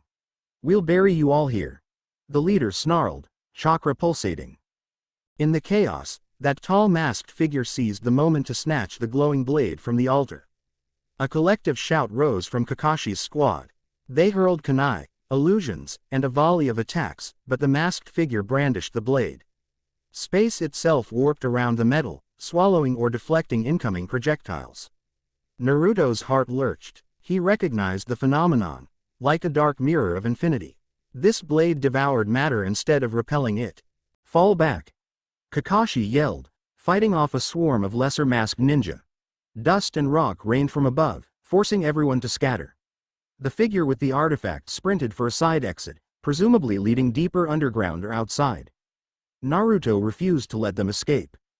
He burst through the swirling dust, Infinity revved to maximum. The sword's aura clashed with him violently, their opposing energies making the air crackle. For an instant, they locked eyes, though the figure's face was hidden. Then he slashed the blade. A shockwave of rending force soared toward Naruto, cutting the stone floor in a perfect line. Naruto barely managed to intercept with Infinity, staggering under the backlash. His barrier parted the shockwave, but tension lines flickered across his protective field. a sure sign that infinity was nearing its limit under the blade's power. Damn it, Naruto hissed, pressing forward. If that slash had traveled unimpeded, it could have sliced him cleanly. He had to end this. Summoning a swirl of compressed chakra, he shaped an infinity-laced strike reminiscent of a half-formed Rasengan. The swirling sphere hammered into the masked man's side.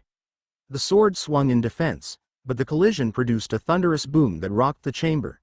For a blinding second, Naruto felt infinity and the blade's space-rending field clash in an explosion of pure force. When the dust cleared, the masked figure lay sprawled on the ground, stunned. The sword had been flung a short distance away, still humming with warped energy. Naruto's ears rang. He stumbled, ears popping from the shockwave. Darkness aided his vision for a second, but he forced himself to remain upright. Now, he thought, lurching toward the blade. I have to grab it before they do. Before he could reach it, another group of masked shinobi poured into the chamber, picking up their wounded comrade. Two of them created a smokescreen while one lunged for the sword. Naruto tried to block, but infinity wavered. His chakra reserves took a beating from that last collision. In the swirl of confusion, the new arrivals snatched the blade and, with practiced synergy, retreated through a collapsing corridor. No! Naruto yelled, pushing himself forward. He coughed in the thick smoke, vision blurry. He nearly stumbled over a chunk of fallen masonry. Calm down. Kakashi's voice called from behind. The Junin grabbed Naruto's shoulder, pulling him back to safer ground. We can't chase them through a collapsing temple. We'll be buried alive. Sasuke, Sakura, and the others reassembled near them, coughing and bruised. Tenten had a cut on her forehead, and Ino's chest heaved from mental exhaustion. Hinata pressed a hand to her arm, evidently stung by debris. The masked nin already outside launched final parting attacks at the roof, turning the entire structure into a death trap. Rumbling echoed through the corridors as everything threatened to come down. Reluctantly, they had no choice but to retreat. Kakashi led them through a side passage, using his keen sense of direction to navigate the labyrinth. Stone beams crumbled, dust choking the air, but they emerged onto a narrow ledge outside. Fresh night sky spread overhead, dotted with stars. Below them, in the valley shadows, glimpses of masked shinobi retreated swiftly, bearing that cursed blade away. A bitter ache coiled in Naruto's stomach. They'd come so far, only for the weapon to slip from their grasp. Worse, those masked figures had proven they could harness the blade's slicing power. Infinity wouldn't remain invincible for long if that relic was fully activated. Kakashi, panting slightly, regrouped the squad on safer ground. Everyone accounted for? Injuries? He scanned them. Relief flickered when no one was gravely hurt. We lost the artifact, but we still have a chance to track them. They probably can't fully control it yet. That gives us time. Sasuke scowled. Time for them to get away and use it on their own turf? Tenten wiped blood from her brow. We can't let them vanish. We should pursue now. Kakashi shook his head. We're in no shape to fight another all-out battle. They know these ruins better, plus they'll have the advantage of choosing battlegrounds. We'll regroup, plan carefully. I'll send a summons to Konoha for backup. The tension sizzled in the group, but no one argued. The temple behind them collapsed fully now, sending a plume of dust into the night sky. Naruto clenched his fists, swallowing his frustration. They had infinity, an amazing edge, but it wasn't enough against an entire network of masked enemies wielding a blade that could literally cut through space. Night spread its cloak across the valley as Kakashi guided them away from the crumbling structure. They set up a makeshift camp near a glen, carefully hidden by dense foliage. Nobody had the energy to banter or celebrate small victories. The reality of their predicament pressed heavily. The space-severing blade was in enemy hands, and infinity had met its match. Sitting at the edge of camp, Naruto stared out into the darkness, mind replaying every moment of that clash with the blade. The sense of infinity flickering under that slash stirred a deep, primal fear. Even Gojo Satoru's memories, those of unstoppable confidence, couldn't squash the realization that he'd been one swing away from mortal peril. A hand touched his shoulder gently. He glanced up to see Hinata, eyes full of quiet sympathy. She knelt beside him. I thought you might need to talk. You're always so strong, Naruto-kun, but it's okay to admit when you're scared. He managed a faint smile. Yeah, I guess I am scared. That sword, it tore right into my infinity. If they master it, he trailed off, swallowing hard. Hinata's hand lingered on his shoulder, a steadying presence. We won't let them corner you alone. You have Sasuke, Kakashi-sensei, the rest of us. You don't have to carry this by yourself. There was a tender intensity in her voice that made warmth bloom in Naruto's chest. He gave a small nod, grateful for her support. A few steps away, Tenten and Ino huddled near the campfire, exchanging comments in hushed tones about possible ways to counter the sword's distortions. Maybe illusions combined with weapon seals. Sakura was quietly tending to minor scrapes, glancing occasionally at Sasuke, who leaned against a tree lost in thought. He'd shown no outward emotion, but Naruto knew him well enough to suspect Sasuke was furious at letting the enemy escape with such a weapon. Kakashi finished sending off a message for reinforcements. He returned to the group, tapping the side of his mask. We'll rest for a few hours. If we're lucky, our backup will meet us by morning. Then we'll decide our next move. His relaxed tone belied the tension in his gaze. Despite weariness, sleep didn't come easily for Naruto. Every time he closed his eyes, he imagined the masked figure brandishing that blade, slicing the air so cleanly that infinity parted like water. He forced himself to recall Gojo's unstoppable arrogance. You're the honored one. Infinity is absolute. But that mantra rang hollow against the memory of the sword's vile aura. Eventually, he dozed off in a fitful half-sleep, lulled by the soft murmurs of friends keeping watch. Dawn broke over a hushed clearing. A swirl of morning mist concealed the treetops, and the forest floor glimmered with dew. Kakashi roused the team. They checked gear, scrounged a quick breakfast, and prepared for another day of potential pursuit. Just as they debated searching the surrounding hills for signs of the enemy's retreat, a faint bark echoed from the western edge of camp. A ninkin with a small scroll attached to its collar bounded into view. Kakashi stooped, took the scroll, and unrolled it. His lone visible eyes scanned the contents. Good news, or at least better news than expected. Lord Hokage is dispatching a Junin reinforcement team, including Gai-sensei and Kurenai-sensei. They'll meet us near the border. This means we have a second chance to corner the enemy, if we can locate them. A flicker of relief passed through the group, though the tension remained. Sasuke stepped forward, arms folded. We should move now. If they're carrying that sword, they'll want to get away from Fire Country as soon as possible. Ino concurred. They might also try to experiment with it.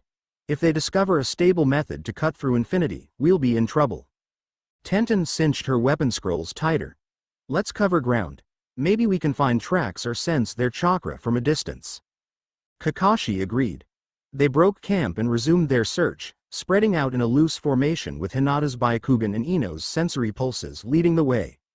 The hours ticked by intense quiet, each step deeper into unknown territory.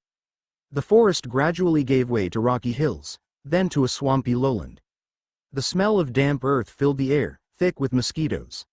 More than once, they had to leap across muddy gaps, using chakra to cling to half-submerged logs.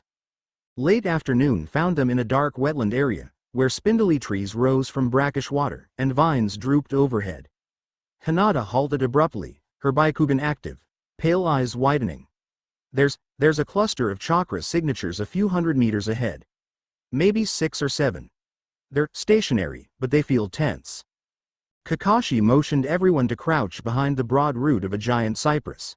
We might have found our targets. Let's approach quietly. They advanced, carefully stepping on exposed roots to avoid splashing. Eventually, they reached a mossy embankment, peering over to see a small clearing in the swamp. Sure enough, half a dozen masked shinobi huddled around a half-collapsed stone shrine, presumably one of many forgotten structures in this cursed landscape. The cursed sword glowed in the center, propped on a broken pedestal. A swirl of black chakra bubbled around it as though it struggled to remain stable. 2 figures, apparently top-ranked among them, knelt in front of the blade, chanting in a language Naruto didn't recognize. Naruto's breath caught. They're trying to harness it. A wave of apprehension rippled through him, recalling how close that sword came to breaching infinity in the temple. He felt an urge to leap in and stop them, but Kakashi pressed a hand on his shoulder. Wait, Kakashi mouthed. We need a plan. Nearby, Ino pressed her lips together, scanning the group for possible mind infiltration. Tenten looked ready to launch a scroll of explosive kunai. Hinata nodded to Naruto, signaling that they should be prepared to strike quickly. Sakura steadied herself, illusions at the ready. Sasuke's fists clenched, an eager storm in his eyes. But the enemy made the first move. One of the masked nin abruptly noticed their presence, perhaps a heightened sensory ability. He hissed a warning to the others. Before Kakashi could issue an order, a volley of black chakra projectiles ripped through the air, forcing the Konoha squad to dodge. Tenten instantly retaliated with a fusillade of shuriken. Kakashi snapped out a wave of lightning to intercept more enemy attacks. Chaos erupted in the swamp clearing. Sasuke launched into the fray, fire jutsu bursting from his hands, while Sakura provided illusions to blind or disorient. Ino tried to mind-jack one of the chanting nin but found herself repelled by a swirling malevolent aura. Hinata engaged in close quarters with a masked foe, her gentle fist weaving gracefully. Tenten lobbed exploding tags that sent mud and debris flying. Kakashi confronted two skilled adversaries at once, his Sharingan flaring with lethal precision. Naruto's heart thundered. He spotted the sword in the center, pulsing faster with each second. Infinity coursed through him, sparking with adrenaline. He broke from cover, weaving around scattered attacks that slowed or stopped before they could reach him. A pair of masked warriors jumped in his path, brandishing weapons charged with black lightning. He repelled their blades with infinity, blasting them aside in a swirl of compressed air. No time for small fry. I have to reach the sword. Just as he neared the pedestal, the lead masked figure, taller, radiating more oppressive chakra than the rest, intercepted him. The man performed a rapid series of hand seals. A black whirlwind coalesced, crackling with savage intent. Naruto braced, infinity flaring, but the whirlwind hammered his barrier from multiple angles. He bit back a gasp as infinity shimmered, on the verge of fracturing. This is stronger than before. Snarling, Naruto summoned every ounce of focus, refusing to let infinity crumble. He remembered Tenten's training about multi-directional attacks. Instead of letting infinity automatically repel everything in all directions, he concentrated on a tight forward barrier, channeling extra chakra to that point. The black whirlwind crashed and parted, leaving a small opening to the side. Naruto launched his own attack, another compressed sphere of infinity-laced chakra, an embryonic version of the Rasengan. It crashed into the masked figure's flank, flinging him into a tree with a sickening thud. Yet that was only a momentary victory. Behind the battered foe, a secondary masked ninja seized the sword and slashed the air with a savage arc. Space warped, creating a deadly rip that streaked toward Naruto. He reflexively raised infinity, but the slash cut a horrifying gash through the swamp's water, and even parted the trunk of a wide tree. Naruto felt the edge of his barrier rattle violently. Fear spiked in his veins. If that slash had been angled differently, it might have severed him entirely. Kakashi noticed the blade's activation. With a sharp command, he dashed across the clearing, lightning dancing in his palm. He aimed a blow at the sword wielder's arm, hoping to disarm them. The masked ninja twisted away, letting the blade carve a fissure in the muddy ground. Kakashi had to backstep to avoid being caught in the rip. The swamp boiled with stench as black water gushed into the new trench. Nearby, Sasuke cornered two weaker masked nin, dispatching them with a flurry of precise strikes. Ino and Sakura subdued another pair. Tenten launched a chain that nearly ensnared the sword wielder, but another slash severed the chain midair, leaving Tenten stunned at how easily her weapon was cut. Hinata tried to slip behind them with gentle fist, but the sword's distorting aura repulsed her, as though reversing infinity's principle. Naruto realized the enemy had grown MTHE artifact, even if it wasn't fully stable. Gathering himself, he rushed in, infinity crackling. This time, he worked in tandem with Sasuke, who flanked the sword wielder's left side. As Sasuke feigned a high punch, the masked ninja raised the blade, opening them to a direct infinity strike from Naruto.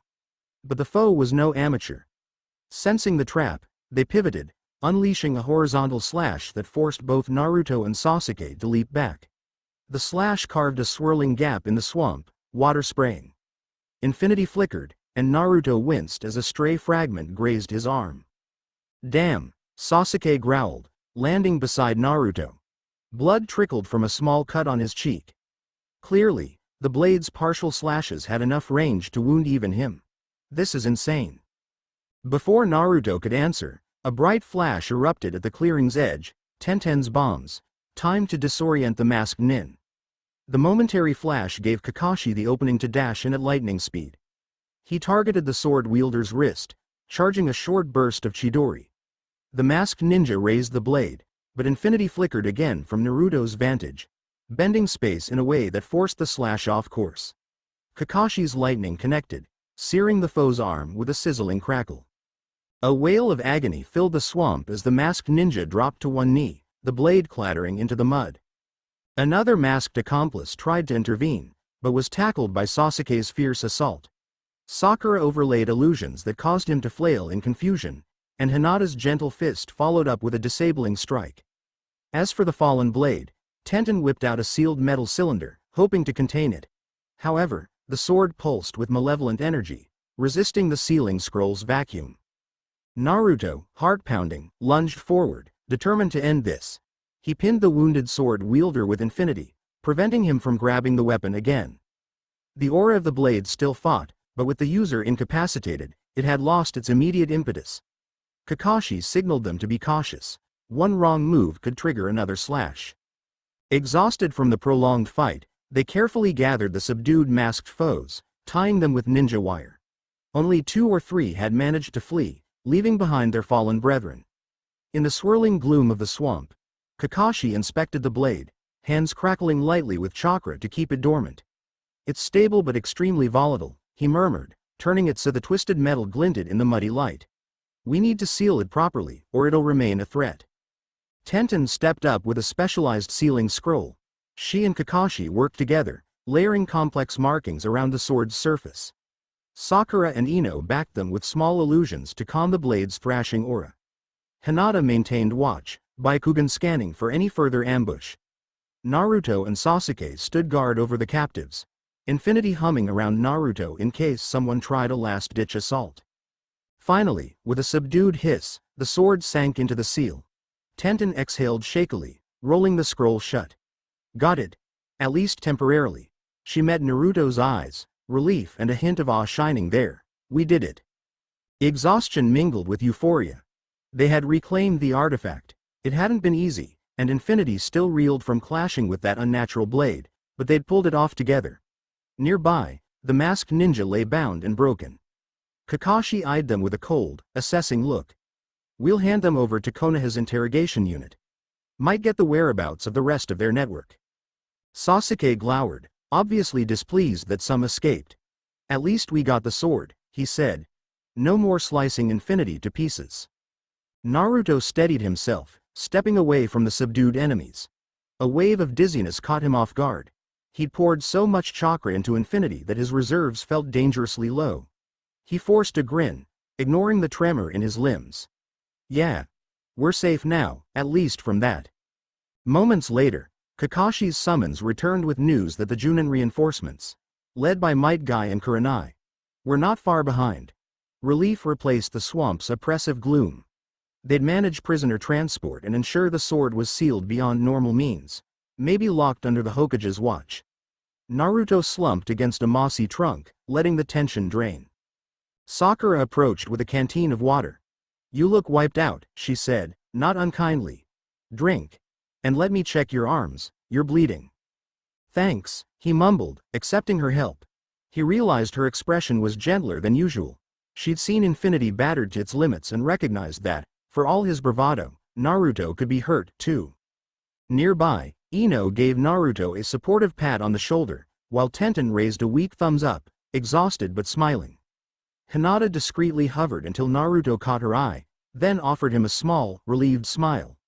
Sasuke just folded his arms, though his presence alone felt like a silent, grudging acknowledgement of Naruto's efforts. It was a moment of shared triumph that shimmered briefly in the swamp's dreary setting. As the group regrouped, Kakashi oversaw preparations to leave. They would rendezvous with reinforcements and return to Konoha, sword in tow, captives in custody. The threat had not vanished entirely. There could be more conspirators out there, but the immediate danger of the space-severing relic had passed. Infinity might continue to face challenges in the future, but at least Naruto wouldn't have to fear that particular blade hacking his barrier to shreds. With weary steps, they formed up, trudging away from the battered shrine. Mud caked their sandals, and bruises peppered their limbs, but their spirits felt lighter. This mission was a victory. They had proven that even in the face of monstrous power, their teamwork, trust, and grit could carry them through. Naruto gazed at his friends. He saw in their eyes not just relief, but a hint of something deeper: pride, empathy, and maybe even affection. The swirl of complexities in the harem dynamic was far from settled, but in that moment, they were simply shinobi who'd bled and fought side by side. He felt Gojo Satoru's lingering presence in his mind, almost smiling approvingly. "We overcame it together," Naruto told himself. Night descended once more, this time finding them gathered around a small, hastily made camp. Guy and Kurenai arrived with squads of skilled chunin. In a collective effort, they locked the cursed sword inside multiple layers of sealing. By the crackling flames, the mood was cautious optimism. Surrounded by trusted faces, Naruto felt secure enough to let his guard down for the first time in days. Amid the quiet conversation, Kakashi rested a hand on Naruto's shoulder. "You did good. We'll let the Hokage decide how best to store that artifact, but you've protected your infinity from a major threat. Keep training, it won't be the last challenge." Naruto smiled faintly, exhaustion weighing on him like a heavy blanket. "Yeah, I know. But at least I'm not alone." He glanced around.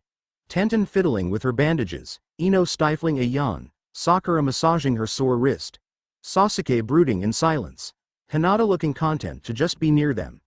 A sense of belonging spread through Naruto's chest.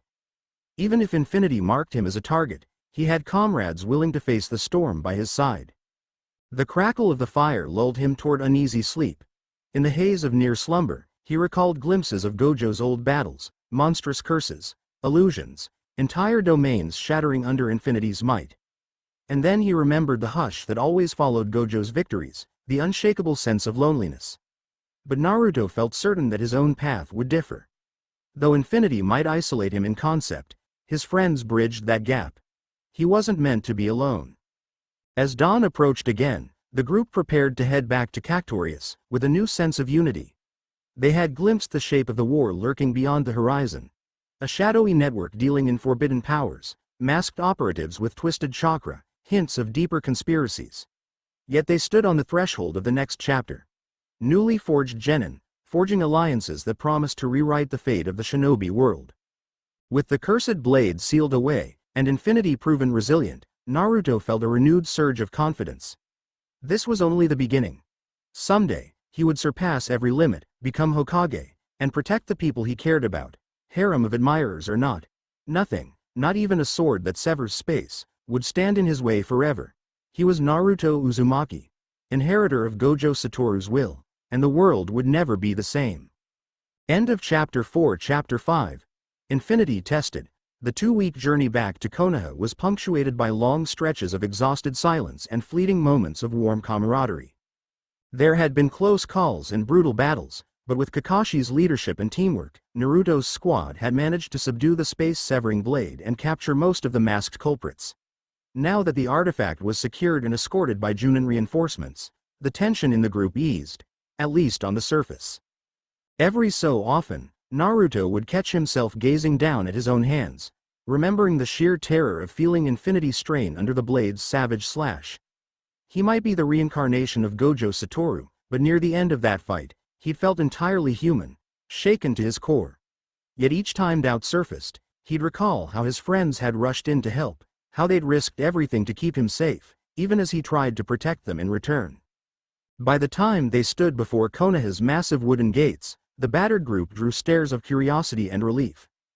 Villagers who once merely tolerated Naruto now stopped to greet him, to thank him and his team for safeguarding the village. Ever since word spread that a lethal relic had nearly undone Naruto's legendary infinity, a hush of awe and concern followed him wherever he went. Kakashi dismissed the group with a half-lidded smile. "Excellent work, everyone. The Hokage wants a debriefing, but first, rest. You deserve it." Sasuke gave a curt nod, disappearing toward the Uchiha district. Tenten and Ino traded a weary high five before heading off to their respective homes, while Sakura nudged Naruto's shoulder and quietly muttered, "Don't push yourself too hard," then left, looking more pensive than usual.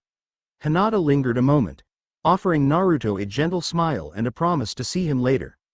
Finally, Naruto was alone at the bustling village gate, inhaling the faint scent of grilled food drifting from the market district. He swallowed, momentarily overwhelmed by the swirl of emotions. The threat of that cursed blade might be over, but it had only highlighted the reality that infinity could be challenged again. "I won't let it break me," he whispered under his breath. Then, with a tired grin, he trudged toward his favorite ramen stand, stomach growling. He woke the next morning in his cramped apartment, sunlight flooding through the window. The mission's exhaustion still clung to him, yet a sparkle of anticipation drove him upright. Today, the Hokage's final debrief awaited them all. Something told Naruto that this wasn't just a normal mission wrap-up. With the masked network exposed and the blade captured, there had to be bigger questions. Where did those enemies come from? Who else might be after infinity? Sure enough, within the hour, he found himself in the Hokage's office, alongside Kakashi, Sasuke, Sakura, Ino, Tenten, and Hinata. The third Hokage looked more solemn than usual behind his desk. Standing off to the side were Iruka, Might Guy, and Kurenai, their expressions mirroring Sarutobi's concern. "Welcome back," the Hokage said, voice measured. "Your success in securing the sword is commendable. Our interrogation of the captured rogues suggests they were part of a far more extensive group, an organization scattered across multiple nations, dabbling in forbidden jutsu and relic trafficking." Naruto folded his arms, infinity faintly humming under his skin. He recalled the many masked fighters who had escaped. So this is just the tip of the iceberg, right? Sarutobi nodded grimly. "Yes. It seems your infinity is both a prize and a threat to them. They either want to control it, or destroy it. That means you must remain vigilant." Sasuke's brow knit with irritation. "Is that all we know?" "Not quite," Kakashi interjected, tapping a small scroll. "We found documents in their hideouts. They mention a rumored, grand catalyst. A process that can merge certain relics together to amplify space-time manipulation. That cursed blade was but one piece." A chilled hush fell over the room. Tenten exchanged an uneasy glance with Ino, while Sakura's lips pressed into a thin line. Hinata's hand curled nervously at her side. Naruto felt a knot of dread tighten in his gut. If one relic nearly tore infinity apart, how much worse would multiple relics be? The Hokage let out a weary sigh. "We will secure the sword in our most guarded vault and destroy any leads on how to replicate its effects. Meanwhile, the masked network remains at large. For now, you're all to continue training and remain ready for immediate deployment if another threat emerges." He paused, eyes softening. "Naruto, you've shown remarkable growth, both as a shinobi and as the reincarnation of this Gojo Saturo. But you must keep your humanity intact. Infinite power can be isolating, and we can't afford to lose you to arrogance or despair." Naruto bowed, swallowing a lump in his throat. "Understood, old man. I promise, I won't let infinity consume me." With that, Sarutobi dismissed them, encouraging rest and caution. As they filed out, the atmosphere felt heavier than after any typical mission briefing. Naruto recognized the spark of worry in everyone's eyes. The masked threat wasn't gone. They'll strike again, Naruto thought. And next time, they might have something even deadlier than that blade. The following weeks carried a strange duality. On one hand, daily life in Konoha resumed. D-rank missions for the newly minted genin, random chores to help around the village, occasional classes to refine basic jutsu. On the other hand, Naruto's group remained on high alert. Kakashi occasionally pulled them aside for extra training and advanced strategies, emphasizing synergy and quick adaptation. Sasuke and Naruto still clashed in their usual rivalry, but there was a new undercurrent of respect. More often than not, they ended up training together, each pushing the other's limits. Hinata, Tenten, Ino, and Sakura joined in collaborative sessions, forging unexpected camaraderie in their desire to be prepared for the next threat. Beneath the surface, that subtle tangle of affection toward Naruto simmered. Whenever training ended, he would catch one or another of the girls looking at him with curiosity or concern. One evening, Naruto found himself alone with Sakura at the edge of the training field. The sun dipped low, painting the sky in burnt orange. They just finished a set of sparring drills. Sasuke had left early in frustration, while the other girls had parted ways to handle clan matters. Sakura lingered, rummaging through her medical pouch to treat a scrape on Naruto's arm. Thanks, he mumbled, watching her wrap a bandage expertly. The tension between them felt softer than before, less petty, more, something else. She gave a small shrug. You've been pushing yourself too hard again. Even infinity can't keep you from scuffing your arms if you're not mentally present. He chuckled. Guess you're right. I was thinking about the sword, about what else might be out there. Kinda makes it hard to focus. Her gaze flicked to his face. Does it scare you? Knowing your infinity? Naruto exhaled, a half laugh leaving his lips. Yeah, it does. But it also reminds me that I'm not alone. In that swamp, you all fought for me as much as I fought for you. It's new, but it's good. Sakura's cheeks colored, and she turned away, feigning annoyance. Baka, you don't have to say it like that. But a tiny smile graced her lips, betraying her relief that he wasn't letting fear consume him. A sense of uneasy calm held for about a month. Missions came and went without any major upheavals, and the masked network seemingly vanished. Some in the village believed the threat had been extinguished. But Naruto's gut told him they were only regrouping.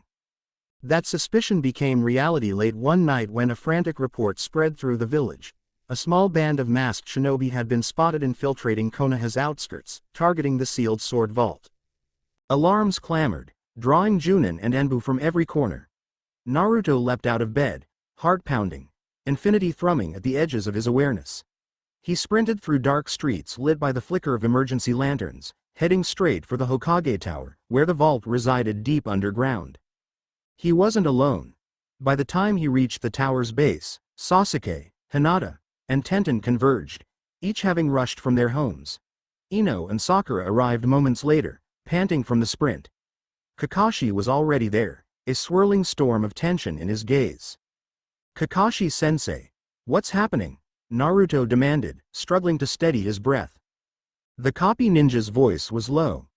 A small team of masked shinobi broke through an outer checkpoint. They're strong enough to slip past normal guards. It seems they aim to retrieve or destroy the sword to keep it from us, or to test you again.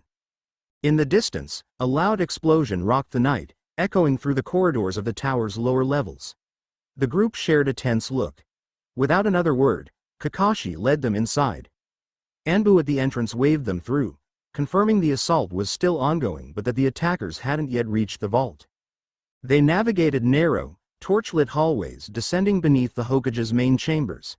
Each level was reinforced with seals and traps to safeguard the sword. The deeper they went, the more oppressive the atmosphere became, an ancient, claustrophobic hush. Suddenly, a blast of chakra rattled the stone walls. Cries rang out from a hallway on the left. Kakashi motioned for the group to split. Sasuke, Sakura, and Tenten took the corridor to intercept that threat, while Kakashi and Naruto's trio, Ino, Hinata, headed toward the vault's final antechamber, ensuring it remained secured. Naruto's heart raced. His footsteps echoed in the gloom as he sprinted alongside Ino and Hinata, Kakashi in the lead. A swirl of dust and rubble cloaked the antechamber, where three masked figures hovered near the sealed vault's entrance. One pinned an Anbu guard against a wall with a pitch-black chain of chakra. Another pried at the heavy doors, which glowed with layers of protective seals. The third noticed Kakashi's team arriving and unleashed a barrage of kunai, each crackling with that familiar dark energy. Go! Kakashi barked, deflecting most kunai with a flash of lightning in his palm. Naruto, handle the chain. Ino, disrupt the one messing with the vault. Hinata, watch our backs. They sprang into action. Naruto's infinity ignited, kunai clanging harmlessly off the invisible barrier. He rushed the masked ninja restraining the Anbu. The black chakra chain whipped through the air, trying to coil around Naruto's arms. Infinity flared, slowing the chain's momentum. Naruto slashed at it with a kunai, forcing the attacker to recoil. Freed from the chain's grip, the wounded Anbu guard slumped, gasping. Ino circled to the left, forming her clan's hand sign. She aimed a mind transfer snipe at the figure who pried at the vault door.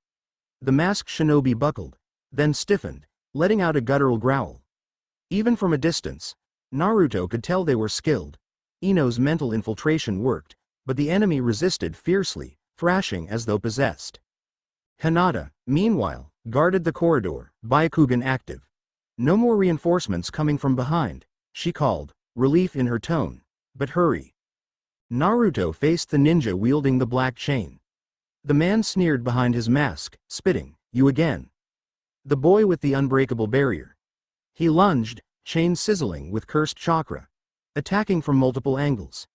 Each strike hammered infinity, making the air ripple. Naruto gritted his teeth, recalling Tenten's lesson on multi-direction attacks. If he lost focus, the chain might slip through. He breathed evenly, funneling chakra to keep infinity's perimeter stable. Then, in a burst of speed, he stepped forward, letting the chain's final blow wash uselessly against the barrier. With a fierce thrust, he landed a raw infinity-laced punch on the attacker's torso, sending the man reeling across the chamber. Chunks of stone collapsed from the ceiling under the impact. Across the room, Ino's face contorted in concentration. She struggled to subdue the vault-prying shinobi from inside their mind. "Naruto," she gasped out loud, sweat beading on her forehead. "This guy is channeling a weird technique. I can't hold him for long." Kakashi, finishing off the third attacker near the door, spun to help her, but it was too late. A swirl of malevolent chakra erupted around the pinned shinobi, forcibly ejecting Ino from his consciousness. She reeled back, clutching her head in pain. Freed, the masked enemy slammed both palms against the sealed vault door. The seals burned brighter, struggling to repel an invasive jutsu. Alarms blared, signifying the vault was in jeopardy. "Hinata, see if he's breaking the seal," Kakashi shouted. Hinata's Byakugan flared. "He's disintegrating the outside layer of inscriptions. If he keeps going, the sword's containment might rupture." Naruto's pulse hammered. He glimpsed the black chain user staggering upright again, eyes blazing with hatred. Kakashi faced a second foe on the opposite side, engaged in a flurry of taijutsu. The battered Anbu guard tried to stand but collapsed in a spasm of pain. Ino pressed a hand to her temple, disoriented from the mental backlash. That left Naruto to handle the vault breaker. He clenched his fists, infinity swirling like a tempest around him. "I can't let them destroy the seal." He dashed forward, intending to knock the masked man off the vault doors. The enemy, sensing Naruto's approach, turned mid-incantation, raising a hand to conjure a wave of corrosive black flame. The roiling inferno clashed with infinity, sparks and cinders spiraling. Naruto pressed on, breath catching at how intense the heat was. Any normal shinobi would have been incinerated. The black flame parted around infinity, but it sapped Naruto's chakra with each step. His mind raced. Gojo Satoru's voice once said, "Infinity can adapt to repel any matter, any energy, but do I have enough stamina to push through this?" A savage grin twisted under the enemy's mask as he poured more chakra into the flame. The air sizzled, and cracks danced across the stone floor. Inch by inch, Naruto advanced, infinity flexing. Finally, with a roar, he mustered a fresh surge of chakra. The flames bent away, revealing the enemy's startled expression. In the next instant, Naruto unleashed a spinning infinity-laced strike. A swirling mass of compressed air like a partial Rasengan that smashed into the shinobi's chest. The masked man flew backward, colliding with the far wall in a spray of debris. Panting, Naruto sagged to one knee. The vault's alarm lights flickered overhead, bathing the chamber in red flashes. The battered enemy crumpled, coughing. At the same moment, Kakashi managed to subdue his own foe with a lightning-charged palm, while the black chain user collapsed unconscious from injuries. Hinata rushed into tea. Silence fell, save for the hum of distant alarms. Naruto pressed a hand to the floor, forcing himself up. "They didn't break the seal, right?" he rasped. Hinata blinked, scanning the vault door with Byakugan. "No, it's still intact, damaged but stable. The sword is safe." Relief swelled in Naruto's chest. "We protected it." But even as he exhaled, he glimpsed the glint of bitter resignation in the masked shinobi's eyes. "You think you've won?" the man rasped. "Your infinity will crumble. There are greater forces at work." Kakashi pinned the man with a cold stare. "Tell that to the interrogation squad. You're done." Moments later, more Anbu arrived, securing the area and taking the masked attackers into custody. Outside the tower, Sasuke, Sakura, and Tenten regrouped with them, having thwarted the other infiltration route. Though bruised and weary, they'd prevented a catastrophic security breach. Naruto caught the faint, tired grin that spread across Tenten's face when she saw him still standing, battered but unbroken. Word of the failed assault spread quickly. Villagers breathed sighs of relief. Despite the damage to the vault's outer seals, the cursed blade remained locked away. The masked network had suffered another setback. Yet an undercurrent of dread persisted. If they were willing to infiltrate Konoha's heart, what else might they attempt? Amid the aftershocks, the Hokage called a final emergency assembly of the key players, including Naruto and his closest allies. This time, the mood was all business. Scrolls cluttered the table, depicting elaborate seal arrays, infiltration routes, and scattered references to other forbidden relics. Sarutobi rubbed his temples. "These attacks have escalated too far," he said, voice low. "We must counter their leadership directly. Our intel suggests a place called the Sunken Citadel, beyond the Land of Rivers, where their commanding cell may be hiding.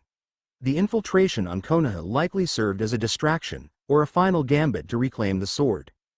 Kakashi nodded. "We also suspect they're gathering components for that rumored grand catalyst. Even without the space-severing blade, there could be equally dangerous relics." Ino clicked her tongue. "Are we supposed to chase them out of the village again? Another mission?"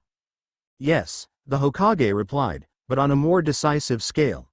Junin's squads will handle the bulk of infiltration. Naruto, your team has a unique advantage: infinity. It's clear the enemy fixates on it. If we use you as both bait and spearhead, we might cut off their leadership once and for all." Naruto's gaze hardened. He recalled the masked attacker's final words: "Your infinity will crumble." Greater forces are at work. A swirl of determination knotted his stomach. "All right," he said. "I'm ready." Sasuke snorted, crossing his arms. "Don't hog all the credit, Dobi. We're in this together." Tenten tapped a folded scroll against her hip. "Count me in. I've got a new batch of tools that might counter their cursed techniques." Sakura straightened. "I won't let them tear the village apart. Let's finish this." Hinata nodded silently, though her posture spoke volumes of her resolve. In the corner, Ino gave a sharp grin. Mind techniques at the ready. Sarutobi, faintly smiling at their united front, turned serious once more. "Very well. Prepare yourselves. The final stage of this conflict awaits. May your bonds see you through." 3 days later, the sunken citadel. A bitter wind whipped across the desolate canyon, stinging the eyes of the shinobi who huddled on a rocky outcropping. At the base of the canyon lay the sunken citadel, an ancient fortress half buried by centuries of floods and mudslides. Twisted spires jutted out of the ground like jagged bones. The surrounding land was barren, lifeless, as though poisoned by malevolent chakra. Kakashi's infiltration group had arrived under cover of darkness, with additional Junin squads flanking other approaches. Naruto stood at the forefront alongside Sasuke, Tenten, Ino, Sakura, and Hinata, each poised for a high-stakes showdown. The plan: slip inside, locate the enemy leadership, and cut off the head of the masked network before they could regroup or conjure any new monstrosities. Naruto exhaled, scanning the citadel's crumbling walls. His mind replayed the training sessions, the near defeats, and the lessons he'd learned. "I have infinity, but that's only one part of this. We have each other." Kakashi gestured for them to move. They descended the treacherous slope, avoiding loose rock slides. The closer they got, the thicker the air felt with dark chakra, like a suffocating miasma. Flickers of torchlight shone through cracks in the fortress walls. Occasional silhouettes patrolled the ramparts, all masked or hooded. The group found a half-collapsed segment of the outer wall and slipped inside. Immediately, a pungent smell, decay and damp stone, clogged their nostrils. Dilapidated corridors stretched out, lit by sickly green torches. From deep within, unnatural chanting echoed. Naruto shivered, infinity stirring. Sasuke took point, arms tensed, eyes scanning for ambushers. Ino closed her eyes briefly, attempting to sense minds beyond the walls. Hinata activated her Byakugan, gently guiding them through labyrinthine passages. Tenten clutched a sealed scroll, ready to unleash a barrage of weapons. Sakura trailed near Naruto, heart-pounding, illusions at the edge of her focus. Kakashi moved with lethal stealth, Sharingan reading any potential traps. They crept deeper, encountering pockets of resistance, Pairs or trios of masked cultists wandering the corridors. Each time, the Konoha group dispatched them swiftly, infinity-repelling curses, while Tenten's weapons or Sakura's illusions caught them off guard. Sasuke's silent takedowns minimized noise. Yet the chanting grew louder, as if the heart of the citadel was calling them forth. Eventually, they emerged into a vast central chamber. The ceiling soared 3 stories high, crisscrossed by broken rafters. At the chamber's center lay a massive ritual circle, carved into the stone, glowing with foul, pulsing energy. Hooded figures knelt around it, chanting in unison. At the circle's apex stood a tall masked figure wearing gilded robes, arms outstretched over a pedestal.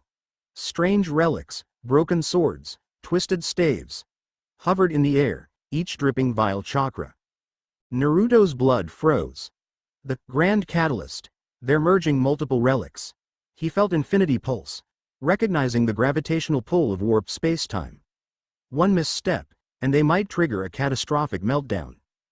Before Kakashi could signal caution, a masked guard spotted them and let out a piercing shriek. The chanting halted, and the tall masked leader turned, voice echoing through the chamber. "Konoha dogs, you dare tread here." Lightning fast, the kneeling cultists sprang into combat stances, hurling jutsu and weapons. Kakashi and Sasuke surged forward, neutralizing the first wave. Tenten unleashed a barrage of explosive kunai, clearing a path. Hinata and Ino tag-teamed a group on the left flank, gentle fist and mind disruption leaving them defenseless. Sakura provided illusions to scatter enemies' senses. Naruto locked eyes with the tall masked leader, who hovered near the swirling relics. Infinity crackled around him, adrenaline spiking. He's the one orchestrating everything. Without hesitation, Naruto rushed forward, ignoring the blasts of black fire that other cultists lobbed. Infinity absorbed or deflected them, though each impact drained his reserves. He had to strike fast. The masked leader let out a booming laugh, raising both arms. A vortex of darkness coalesced overhead, drawing energy from the relics. "Go on, you child," he sneered. "This is bigger than you can imagine." Naruto felt the swirl of space twist, like the Cursed Blade's effect, but magnified tenfold. Infinity wobbled, assaulted from multiple vectodalists. He advanced, forcing Infinity to compress. "Adapt, Naruto," he told himself, recalling Tenten's multi-attack drills. "Don't defend every direction equally. Focus on the biggest threat." The swirling relic storm slammed into Infinity from the front, but he deflected it with a burst of chakra, stepping inside the masked leader's guard. He unleashed a wide slash with a kunai, only for the leader to vanish in a flicker, reappearing behind him. A sizzling blade shaped from pure dark chakra sighed at Naruto. Infinity flared, catching the blow, but it nearly reached his back. The masked leader hissed, "You think Infinity is your safeguard? We have studied it long enough to find cracks." Naruto pivoted, forming a partial Rasengan, a swirling sphere infused with Infinity's intangible force. He slammed it into the leader's side, but the man conjured a counter-barrier laced with relic power. The two forces collided, sending sparks and shards of twisted light across the chamber. Around them, chaos reigned. Kakashi engaged 2 robed figures who manipulated black chains. Sasuke battled a group of sword-wielding zealots, eyes blazing with the first tomo of his Sharingan. Tenten, Ino, and Sakura formed a triangle, pushing back hordes of lesser cultists with illusions, weapons, and mental strikes. Hinata danced among them, her Byakugan pinpointing vulnerable chakra nodes. Naruto gritted his teeth, struggling to maintain Infinity under the leader's barrage. Each wave of relic-charged chakra hammered him, seeking the barrier's weak points. They know how to exploit Infinity's blind spots. An idea flashed. "I can't keep tanking these hits. I need a better approach." He recalled how, in the swamp, he'd used Infinity offensively, launching compressed blasts to break an enemy's stance, and how Gojo's dream memories hinted at domain expansions and reversing cursed techniques. "I'm not there yet, but maybe." Taking a deep breath, Naruto shaped Infinity into a narrow funnel between himself and the leader. Then he amplified it, creating a swirling corridor of compressed space. With a grunt, he hurled a raw pulse of chakra down that corridor, magnifying its speed and impact. A loud crack echoed as the masked leader's counterfield shattered partially, flinging the man across the dais. Relics jostled, flickering dangerously. Before Naruto could press his advantage, a group of cultists jumped to shield their master. One lunged with a lightning spear, forcing Naruto to brace infinity. Another tried a sealing tag, aiming to anchor Naruto in place. Claws of black flame erupted from a third. Naruto cursed under his breath, weaving among them, letting infinity repel the worst, but the combined onslaught slowed him. Suddenly, Tenten's voice rang out from behind him. "Duck!" He obeyed instinctively. A salvo of spiked chains shot past him, courtesy of Tenten's new scroll, entangling two cultists in mid-lunge. Sakura's illusions caused a third to falter, while Ino's mind pulsed dazed a fourth. Freed from their harassment, Naruto vaulted forward, infinity blazing. At the dais, the masked leader recovered, eyes glowing beneath the hood. The swirl of relics intensified, shards of cursed metal orbiting in a chaotic ring. He bellowed, "Witness the catalyst's might, our vengeance upon your village is at hand." Dark chakra flared, collapsing into a single point above the dais. A wave of gravitational force pulled at everyone's feet, shaking the chamber. Stone pillars collapsed, rubble raining down. Sasuke and Kakashi dodged falling debris, rejoining the group. Hinata leapt nimbly to avoid a crashing beam. In the swirl of chaos, the leader readied a final burst of destructive power, likely enough to level the chamber and kill them all. Naruto felt infinity scream in his mind. "He's distorting the entire space. I have to neutralize it." Summoning every drop of chakra, Naruto shaped a spiraling orb in his right hand. Like a Rasengan, but infused with the intangible threads of infinity. Wisps of bluish light coalesced around it, reminiscent of Gojo's unstoppable energy. "No more playing around," Naruto hissed. Kakashi caught the sight of that swirling sphere and recognized the attempt at a new jutsu. He quickly barked at the others, "Get back! Give Naruto space." The masked leader unleashed a cataclysmic wave of black energy from the relic orb overhead. It rushed downward in a torrent, aiming to obliterate everything. But Naruto stepped forward, infinity forming a narrow, unstoppable funnel again, channeling that wave away from him. He roared, slamming his swirling infinity Rasengan upward into the incoming torrent. In a flash of brilliance, the sphere pierced the wave, shattering the relic orb with a deafening boom. The backlash was instantaneous. Fragments of dark chakra and shattered relic pieces exploded outward, disintegrating in midair. The masked leader shrieked as the surge of negative energy ricocheted. The dais cracked, columns toppling, the entire chamber trembling as though on the brink of collapse. Naruto planted his feet, infinity holding the worst of the shockwave at bay, just enough to protect his comrades behind him. When the dust settled, the leader lay crumpled among the rubble, mask shattered to reveal a gaunt, rage-twisted face. Surrounding cultists had either fled or been incapacitated. The swirling relic ring was gone, reduced to useless shards.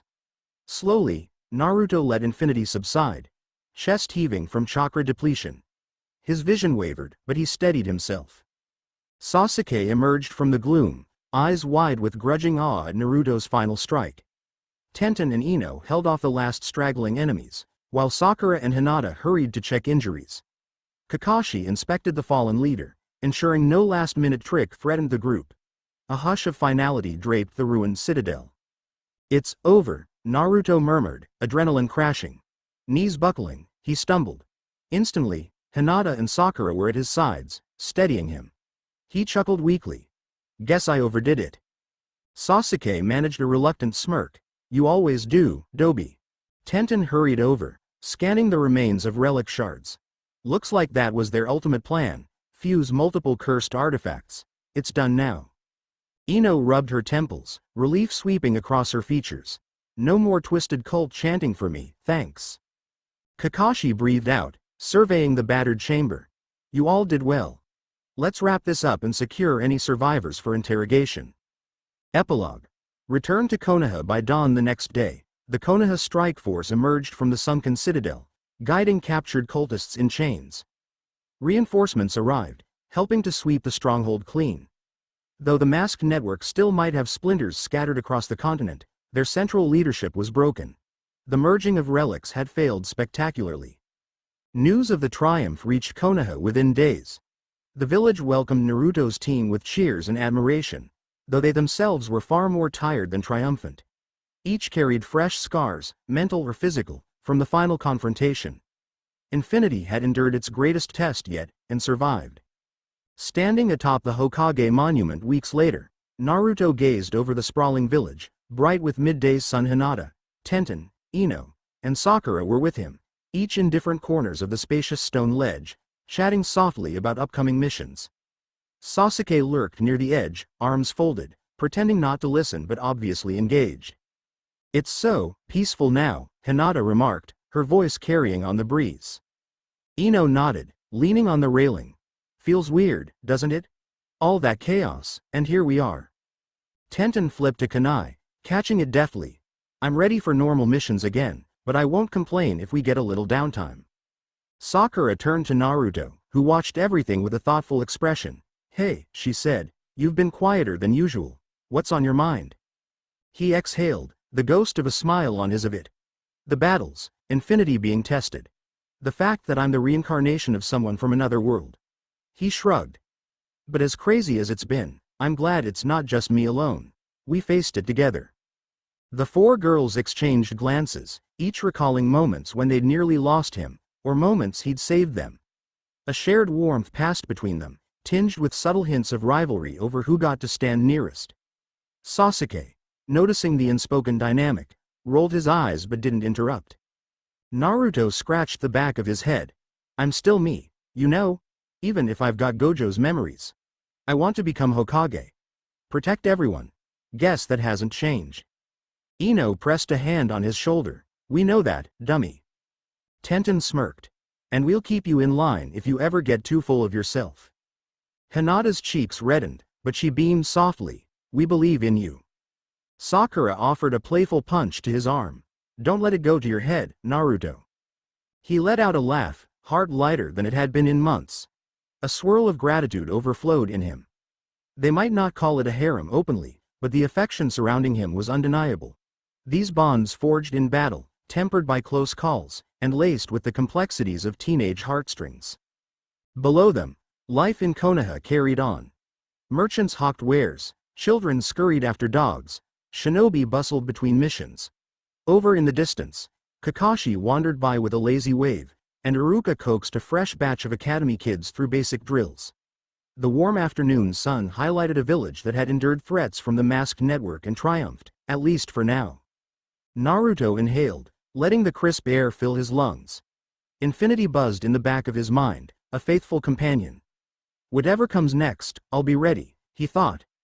"Whether it's masked cults, forbidden relics, or even more impossible odds, I've got my friends, and I'm not fighting alone."